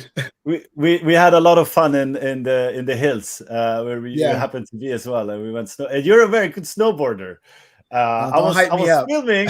You were. We share that adrenaline junkie mentality, and I filmed you when you were jumping in the big jumps, and that was pretty awesome to see. But then I pushed the wrong button, of course, so I don't have it called. No big deal. We'll do it next year. But that's impressive. Now, I think when it comes to delayed gratification and stuff like that, you don't know how the future will look like. But the fact that FENIX Protocol follows the first principles, and the fact that Zen is very much censorship resistant, and the fact that you also we have deployment on many different chains, and I guess wherever Zen gets deployed in the future, FENIX will follow. That is something that sort of enforces the belief that this is a protocol which is immutable, is going to be around for a long time as well. It's very hard to make a crypto investment in a protocol that doesn't follow these principles, because you have a lot of uncertainties that can happen along the way. So yeah, I think that makes the trust in interacting with the system for a longer time very, very interesting. Yeah. And it's going to take time, right? These protocols that come out, it's going to take time for people to start to trust them. And the way that we see it is that we're giving lots of rewards to the people that are taking early risk. You don't have to take a mega amount of risk if you're early to capture a lot of value later, right? So you don't have to burn all of your Zen and throw it all into FENIX right at the beginning to capture a lot of value. Because when the system is designed where you can be later and you can still capture value, and you're just going to get less than somebody who took more risk and was in earlier, but you're still going to get something later. So that's part of that equitable start. We want everybody that participates when they begin to have an equitable start with everybody else. So that's kind of the concept. How about multi-chain? Like, do you how do you split up that 100 FENIX? Let's say you have a fixed amount of economic energy you want to interact with in FENIX. I guess you're probably yourself gonna interact with all of the chains just because you want to see how they interact and learn. But what would you recommend for a normal user? Like, is there something in particular with FENIX that you should think about there? I think it's really up to, I think the beauty of Zen and FENIX and DBZen and ZenFTs is that you get to pick your chain. So you don't have to interact on all of the chains if you don't want to. The contract is going to work the same way. And Jack actually had a really cool way of describing it, which is an investor term that, as an angel investor, I've used quite a bit, which is pro rata, right? So every chain has a price ratio to the other chain. So if you participate in FENIX on Polygon, it's going to have some price ratio to FENIX on ETH, and Zen is going to have some price ratio. So I think that when you're participating in the product, it's best to be on the chain that you're most comfortable with, where your economic energy is, where you feel comfortable interacting. That's the land and expand concept. We come to you, so you don't have to worry about jumping all over the place. We're the ones doing the work, jumping all over the place. Right, we come to you. Home delivery of first principles protocols. FENIX launching, guys. Get some questions fired up in the chat, and let's put Joe to the test. See if he can. Let's see if he can face the fire from the community. FENIX launching. We answered that. It was So Polygon on April 29th, Ethereum May 13th, Binance May 20th, and all the rest of the chains May 27th. Right. Of course, Profeta is the Mr. Liquidity in the Zen community. Liquidity pools. He's awesome. When it comes to liquidity, I mean, how are you seeing when it comes to liquidity? Because you're sort of incentivized to burn to get FENIX and then stake it for a long time. So there's not much liquidity initially to play with, as we've seen with Zen. Look at the Zen chart, guys, and look at it from a volume perspective. Like there was nothing. There was basically nothing for a long time, and now in the last couple of weeks, we've seen an explosion. We've had during 24 hours, we had over 30 million US dollars in volume, and so like volume takes a little bit of time to generate in anything, mostly. But this is not a protocol that's like made. It's made for delayed gratification, not so much that you're going to have it liquid from day one. What are your thoughts on liquidity?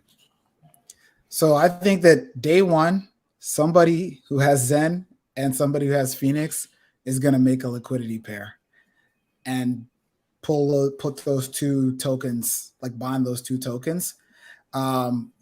Myself, I don't plan on adding any liquidity or making a liquidity pool out of the gate because I'm probably just going to be watching the website and making sure nothing is crashing. So I'm not going to be doing that. But I do think that there's going to be people that is their skill. They are very good at managing liquidity pools. They're very good at understanding the V3 and the V3 ratio, single-sided liquidity, or V2 double-sided liquidity. Somebody's going to go set that up. They're going to do the calculations. figure out what the ratio should be, and go from there. So I think that for somebody will provide liquidity, and that will set the initial price, and then that's what the value is going to be when people start seeing the price on DEXs. I don't plan on doing that, and it's probably going to be pretty low to start, because until the pool flushes come out, the pool party flushes come out, there's not going to be a lot of supply. It's just going to be whatever people are burning. The pool party flushes, is that liquid FENIX that you get to your wallet? It's not liquid, but if I did a stake for 3 weeks and 1 day, when the pool party flushes, then and I end my stake, I will capture part of that flush. Now, the people that are really going to capture it are the ones that are long-term stakers. So the pool party flushes will be locked. Most of it will be locked. But if anybody does a stake for 3 weeks, 3 weeks and 1 day, or whatever, 16 weeks and 1 day, or, on those schedules, that will release more supply. The initial 3-week period referred earlier will be based on a per chain basis, right? So after ETH launches, 3 weeks later, etc. Yes. Yep. Everything is on it's the same protocol that lives. Yeah, it's the same protocol that lives its own life on each chain. Let's see here, guys. We for Uniswap. Let's see here. Mackenzie. Follow Mackenzie on Twitter, guys. She does awesome tweets. How much was it? 10K Zen for 1 FENIX, correct? Yeah. The burn ratio is 10,000 to 1. Yeah. FENIX to Zen, or Zen to FENIX. Share the stream, guys. Sub to channel 2. Yes. Follow this. My goal with this channel, guys, is to educate as good as possible about everything that goes on, and then if I have 100 seniors who learn and understand it, then those can teach 10 others, and then we have a very educated community. Mr. Joe Blau, did the date will set at one time max supply? The date will set at one time. I don't understand what that means. No, there won't be any max supply. You're asking. Like it's like Zen. It has an infinite supply, theoretically. However, it's not like Ethereum in that sense, that also doesn't have a fixed supply. You have to understand the base protocol of Zen, how it works. It's disinflationary mint formula. So after 8 years, when the amplification factor is down to 1 in perpetuity, it's going to get very hard to mint Zen. It gets harder and harder every day. The EAA is gone mostly everywhere. The amp just continues to reduce. So it sort of continuously incentivizes early participation. And it's the same thing with FENIX. So it gets harder and harder to and you sort of have to do that. Like early adopters, they are taking the most risk, so they have to be rewarded for that, because like nobody knows if FENIX is going to succeed. All we know that it's built on a good foundation with good principles, but you don't know, so you have to reward early participation, and that's something you very much are aware of and have built the whole FENIX system around. Am I correct? Yeah, I did do one test in our code where I basically keep doing max mint stakes for as many years as possible to see when the contract will break, and I think it lasted 7,600 years. So that's when the contract will break. And that's assuming that everybody in Zen burns, they all do all of their mints. They claim all of their mints. So no mints go away. There's no other protocol. So there's no Zen, there's no DB Zen, there's no Zen FTs. And everybody burns 100% of all of their Zen for FENIX. And then all of that FENIX gets minted basically and compounded forever with the bonus pool. So we have 7,000 years. It's longer. It's gonna be longer than gold, guys. Will you be able to explain flush pool with numbers? Yeah. So the way the pool works, the reward pool, is that. Do you want to go to that chart in the background? Because I think you can show it there. Sensu. How do I do it? Oh wait, what is it in the background?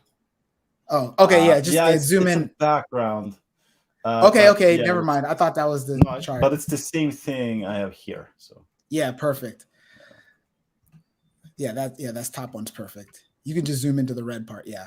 Okay, so what happens is every time somebody burns Zen for FENIX, we'll just use the example for 10,000, right? You burn 10,000 Zen, you're going to get 1 FENIX into your wallet. It's going to show up in your wallet. A copy of that FENIX is going to get put into a reward pool. So it's kind of like a credit in a pool. After 13 weeks, except for the first time is after 3 weeks, but after every 13 weeks, anybody who has access to the contract can click the button and flush those credits into the equity pool, which is also a system of credits.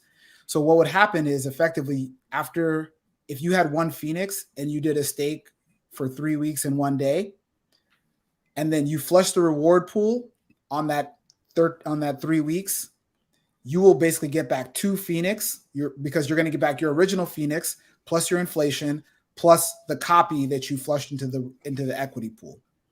Right. So what it is a system to incentivize people to burn and then stake, because only the stakers are going to get the equity.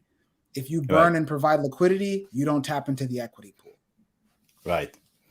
You have staking incentives built in that will last for a long time.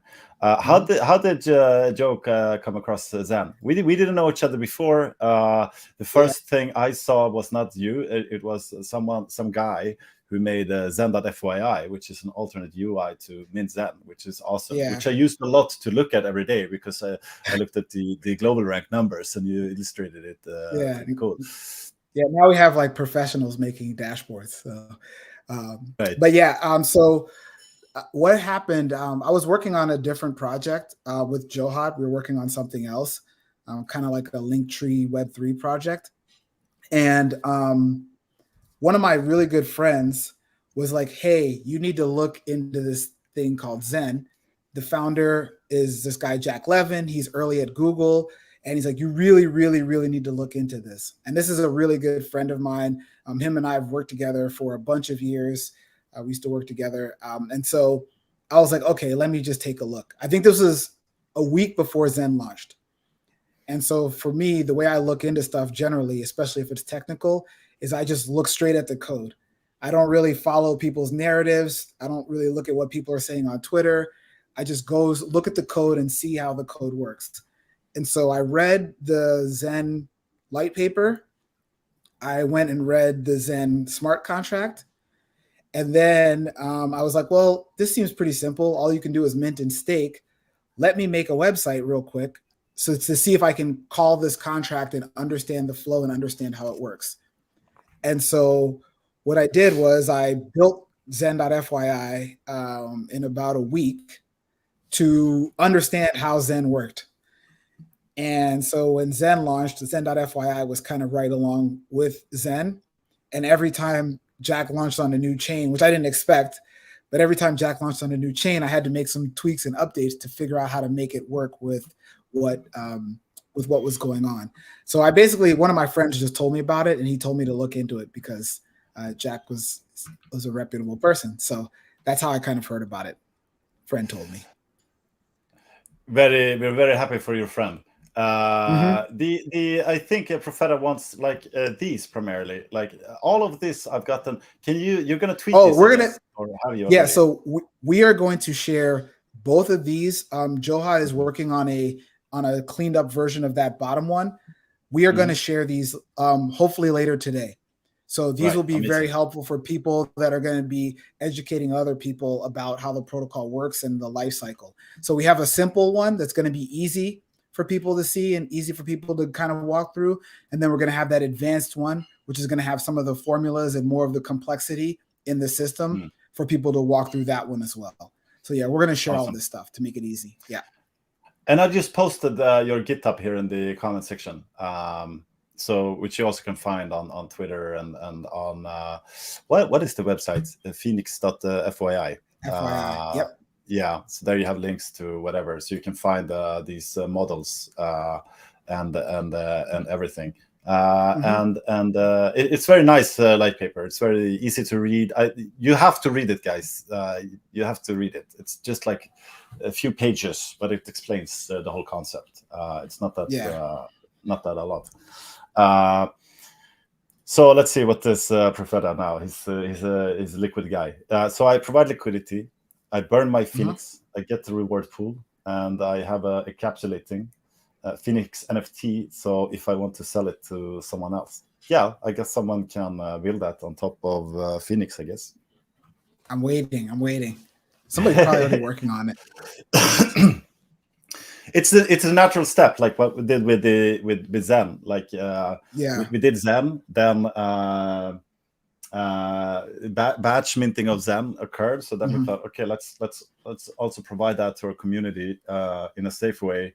But then we added the fact that you could capture that economic energy and trade with it right away through an NFT. So it's an amazing product, but this can happen as well with FENIX. You have something coming up in the future that has value, and the only way for you to get it is through is to wait, basically, or you can create something on top of it that will capture that and make it tradable. Yeah, and one of the slight differentiations between FENIX and Zen is that in Zen you can only do one stake per wallet. And in FENIX, you can do multiple. So if you want to have a whole staking ladder, you don't have to switch wallets to make something that has you stake out over the course of 3 years. You could just do it all in one wallet. So right. So you built that into the core protocol. As you say, Zen doesn't have that. With NFTs, you can have multiple in one wallet, of course. Batch mint multiple, but you can look, Profeta, he hasn't even got something. He wants to sell it right away. I'll buy it from you. Yeah, guys, we're gonna finish off soon. We're going to let me know if you come in with your questions. Awesome support from the community as always, guys. And I also want to inform you guys that we have an ongoing live auction currently.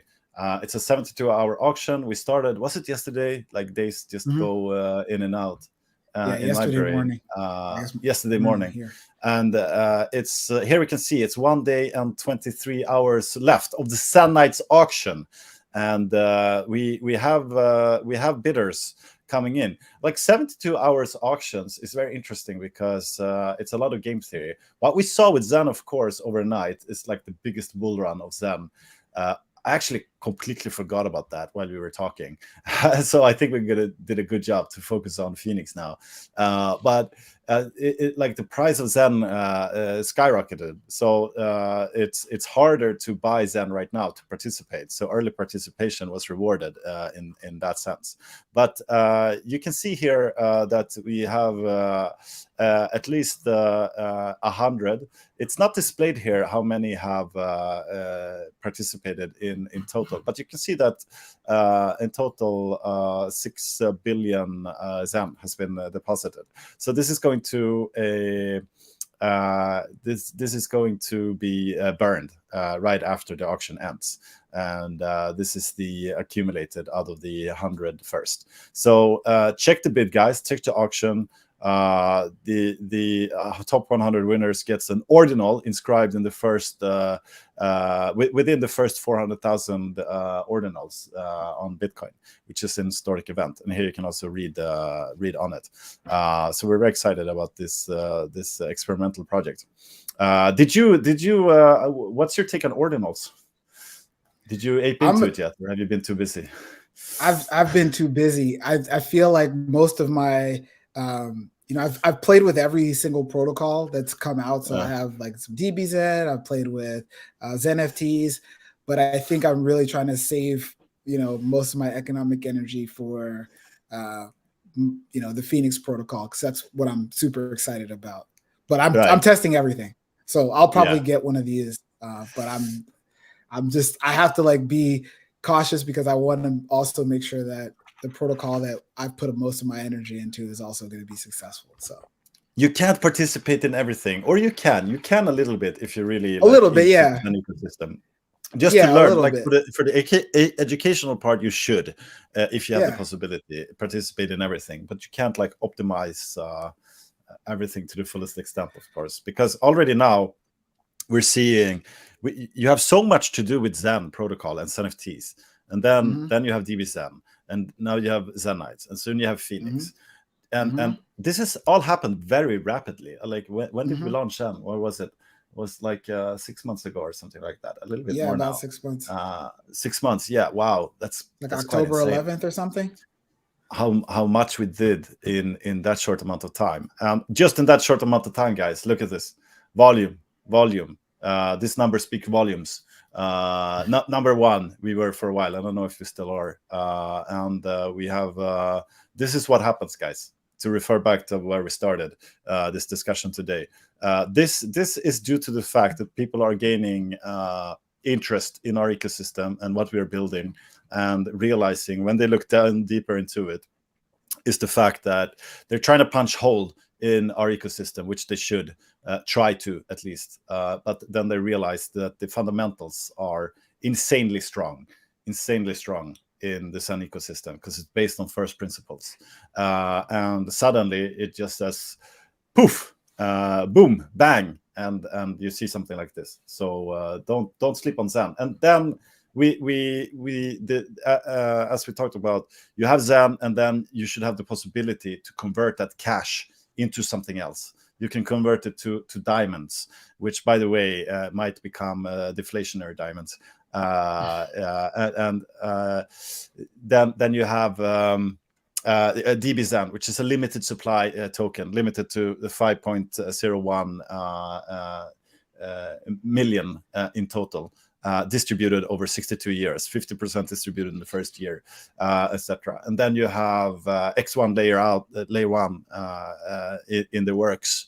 That's a long-term infrastructure project, of course, where we announced recently that we are gonna try out the most difficult part, but the glorious part of making it first principles L1. It's never been seen before. No team allocation, no VCs, no admin keys, etc. So there's many challenges with that, but we're very excited to do so. It has to be done. It might as well be us who do it. And soon you will have FENIX Protocol, which gives you trustless yield with delayed gratification, with a very gas optimized and incentive optimized protocol. So let's see, guys. Let's see if there's a few more questions coming out. Yeah. Sunlights NFTs looking dope. Yes. Zen just dipped. Yeah, be careful, guys. Be responsible with your capital. We've had a huge run up. We're still relatively low market cap protocol. We're at 70 million market cap now. We were at like 10 just a few weeks ago, which is quite insane. It's kind of this territory. What does this chart mean to you, Joe Blau? I mean, this chart just shows the excitement, I think, of the community realizing that there's activity here. There are builders, there's actual community, there's streamers, there's people that are great at charting, there's people that are great at graphic design. There's a group of people that are here that are all working on something, and it's a collaborative effort. And I think the excitement is starting to build, and people are starting to realize that there's opportunity here for somebody who has a skill, right? Whatever your skill is, maybe you're a great orator, right? You're great at talking. You could host Twitter spaces and bring people together there. If you're great at doing streams like you are, you can host streaming videos or videos and bring community members there. And then there's also projects that are being built, and the projects aren't competitive other than for burning Zen, which is what everybody is here for anyway. But the projects aren't competitive, they're complementary.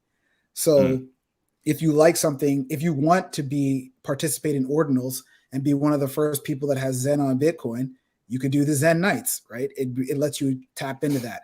If you want to participate in something like DB Zen, which is an amazing burning project, you can participate in that and then also participate in Exelon.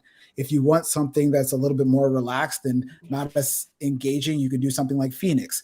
If you haven't ever played with NFTs or want to learn about NFTs, like I have friends that have never touched an NFT before in their life.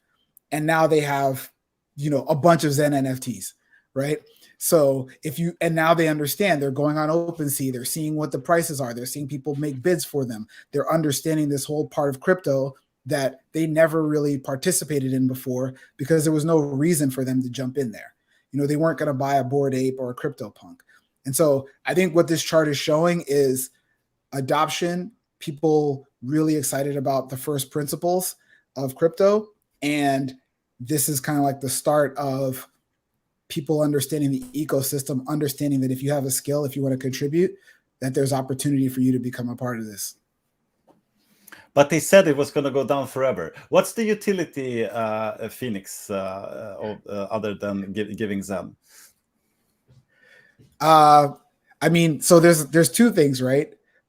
One of the things that people, I guess, that I thought about was that when you burn anything for any of these Zen burners, you're getting credit on X1 for the X1 native gas token.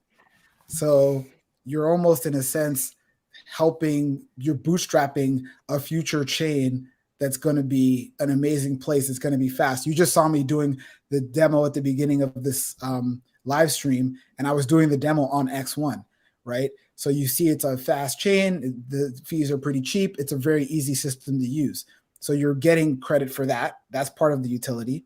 And then secondarily, if you're somebody who wants to follow the values of having equity, spending your time in the market, and having that penalty redistribution, FENIX is a way to park your crypto in a place where you can know, that it's going to be safe and that you can just let it sit there and earn that trustless yield.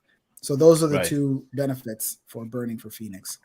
You always get this with the new protocol and a new token, this question, what's the utility? And we got this question a lot in the beginning, like, what's the utility of Zen? What are you going to use it for? And we wanted the utility of Zen was to be peer-to-peer cash, that you should be able to use it.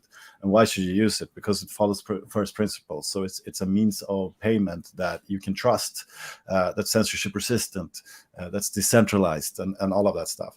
Now then came NFTs, and then question is, what's the utility of those? And then you have DB Zen. What's the utility of that? And so you sort of have to deploy a thing that makes sense on their own, and then if those are proven to have quality, then other protocols will build in the hyperstructure that will give them utility. So we touched based on a little bit of that today, the potentiality that you can build with FENIX in turn. Is claiming just as expensive as minting? If not, what's the percentage difference? It's a good question. So I think on the light paper, or no, not on the light paper, in the actual contract, let me go look at the contract real quick, because I have, when I built the contract, there are gas costs. You can run a gas simulator, and the gas costs are listed for every single operation that you could do in the FENIX contract. So let's see. So to do a burn is fairly expensive. It's about 100,000 Gwei. To do a stake, to start a stake, is about 160,000 Gwei. And to end a stake is about 35,000 Gwei. So it's about 5 times as much to start as it is to end. Right. And it's because a lot of the accounting, a lot of starting a stake requires you building the FENIX stake and saving it into the contract. So that's what makes it expensive. But then if you defer, you're just moving some numbers around, and if you end, you're just moving some numbers around. Exactly. You're doing the heavy computation at first when you're using all of these formulas to calculate your bonuses, the time bonus, and we didn't talk about that today. The formulas, how they work. But look at the white paper, guys, and degen into them. What did we? Sorry, did we answer this? Is there going to be a tutorial stream before launching in order to show community what's going to be like the burning? I mean, I'm happy to do. We should also do a Twitter space. We should also get Jack here and get his thoughts on all of this. I know he's excited about it. But sorry, no, I missed to answer that again. Yeah, no, I answered it. What I'll do is I'm going to try to make a tutorial video on Thursday where I just go through, I'll set up my local environment. I'll make a fully fake system, and I'll make a tutorial video that's probably going to be about 5 to 10 minutes long that will just walk you through the DApp and show you how it works, show you what it's like to mint, show you what some deferred stakes look like. I need a day to make sure I can get them deferred, but I'll make a little tutorial that will show how the protocol works from the UI side. That would be great, because everybody's not going to watch a 2-hour stream, like a 5-10 minutes video. That would be awesome. Can you get everything you burn Zen for until further? There's going to be a cutoff time. You will get airdrops. Help me, keyboard anymore.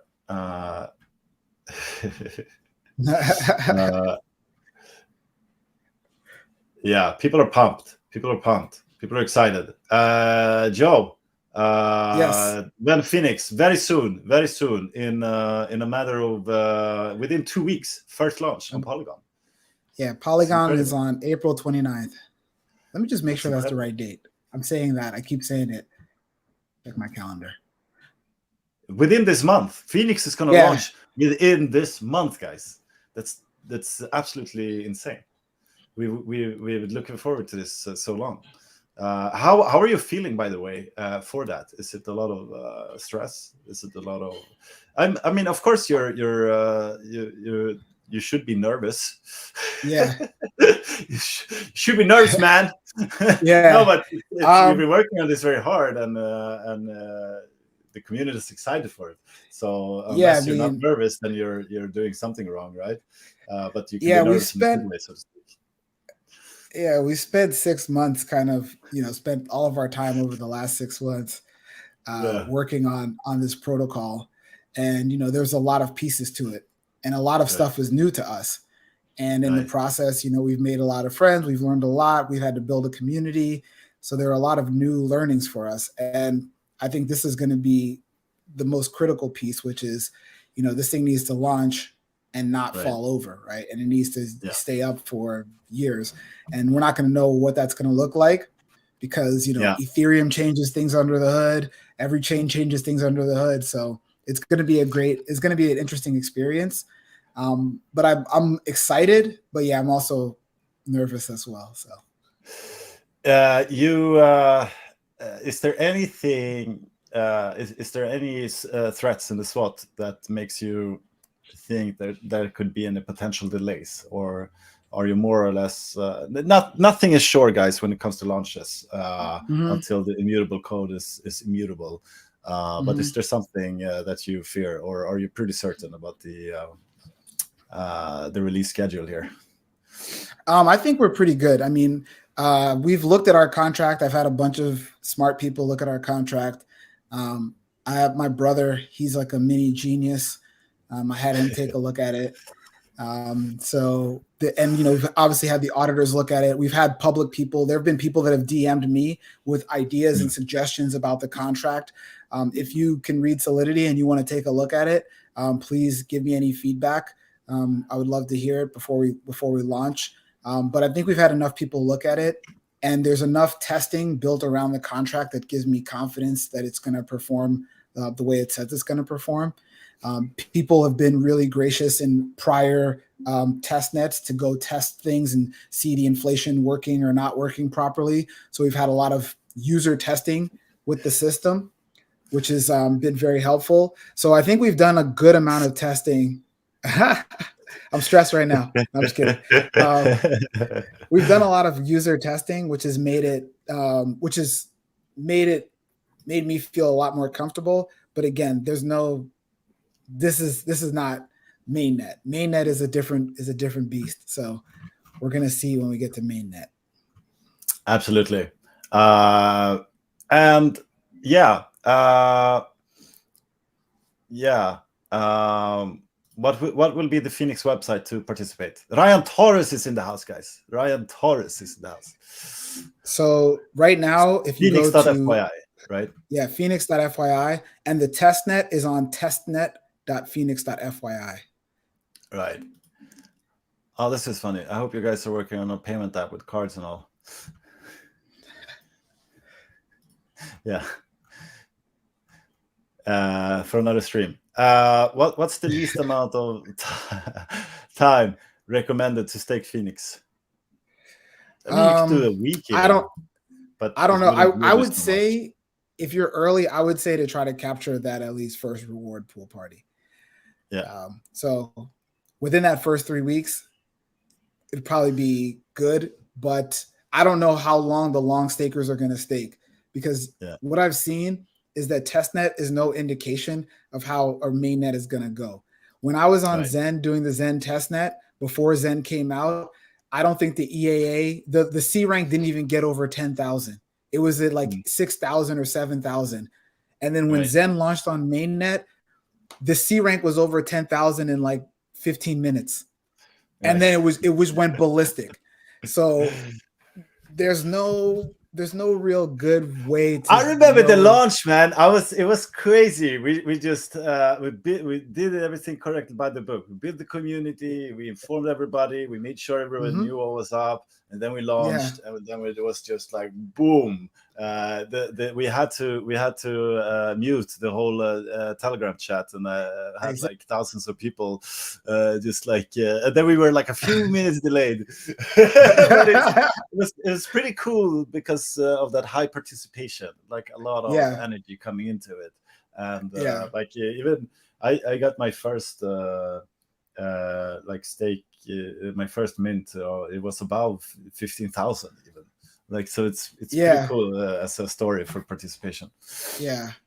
My first C rank was in like the 2,800 range or something like that, but I was using my website to do it, not the main website. So I was on a different RPC, different everything. Right.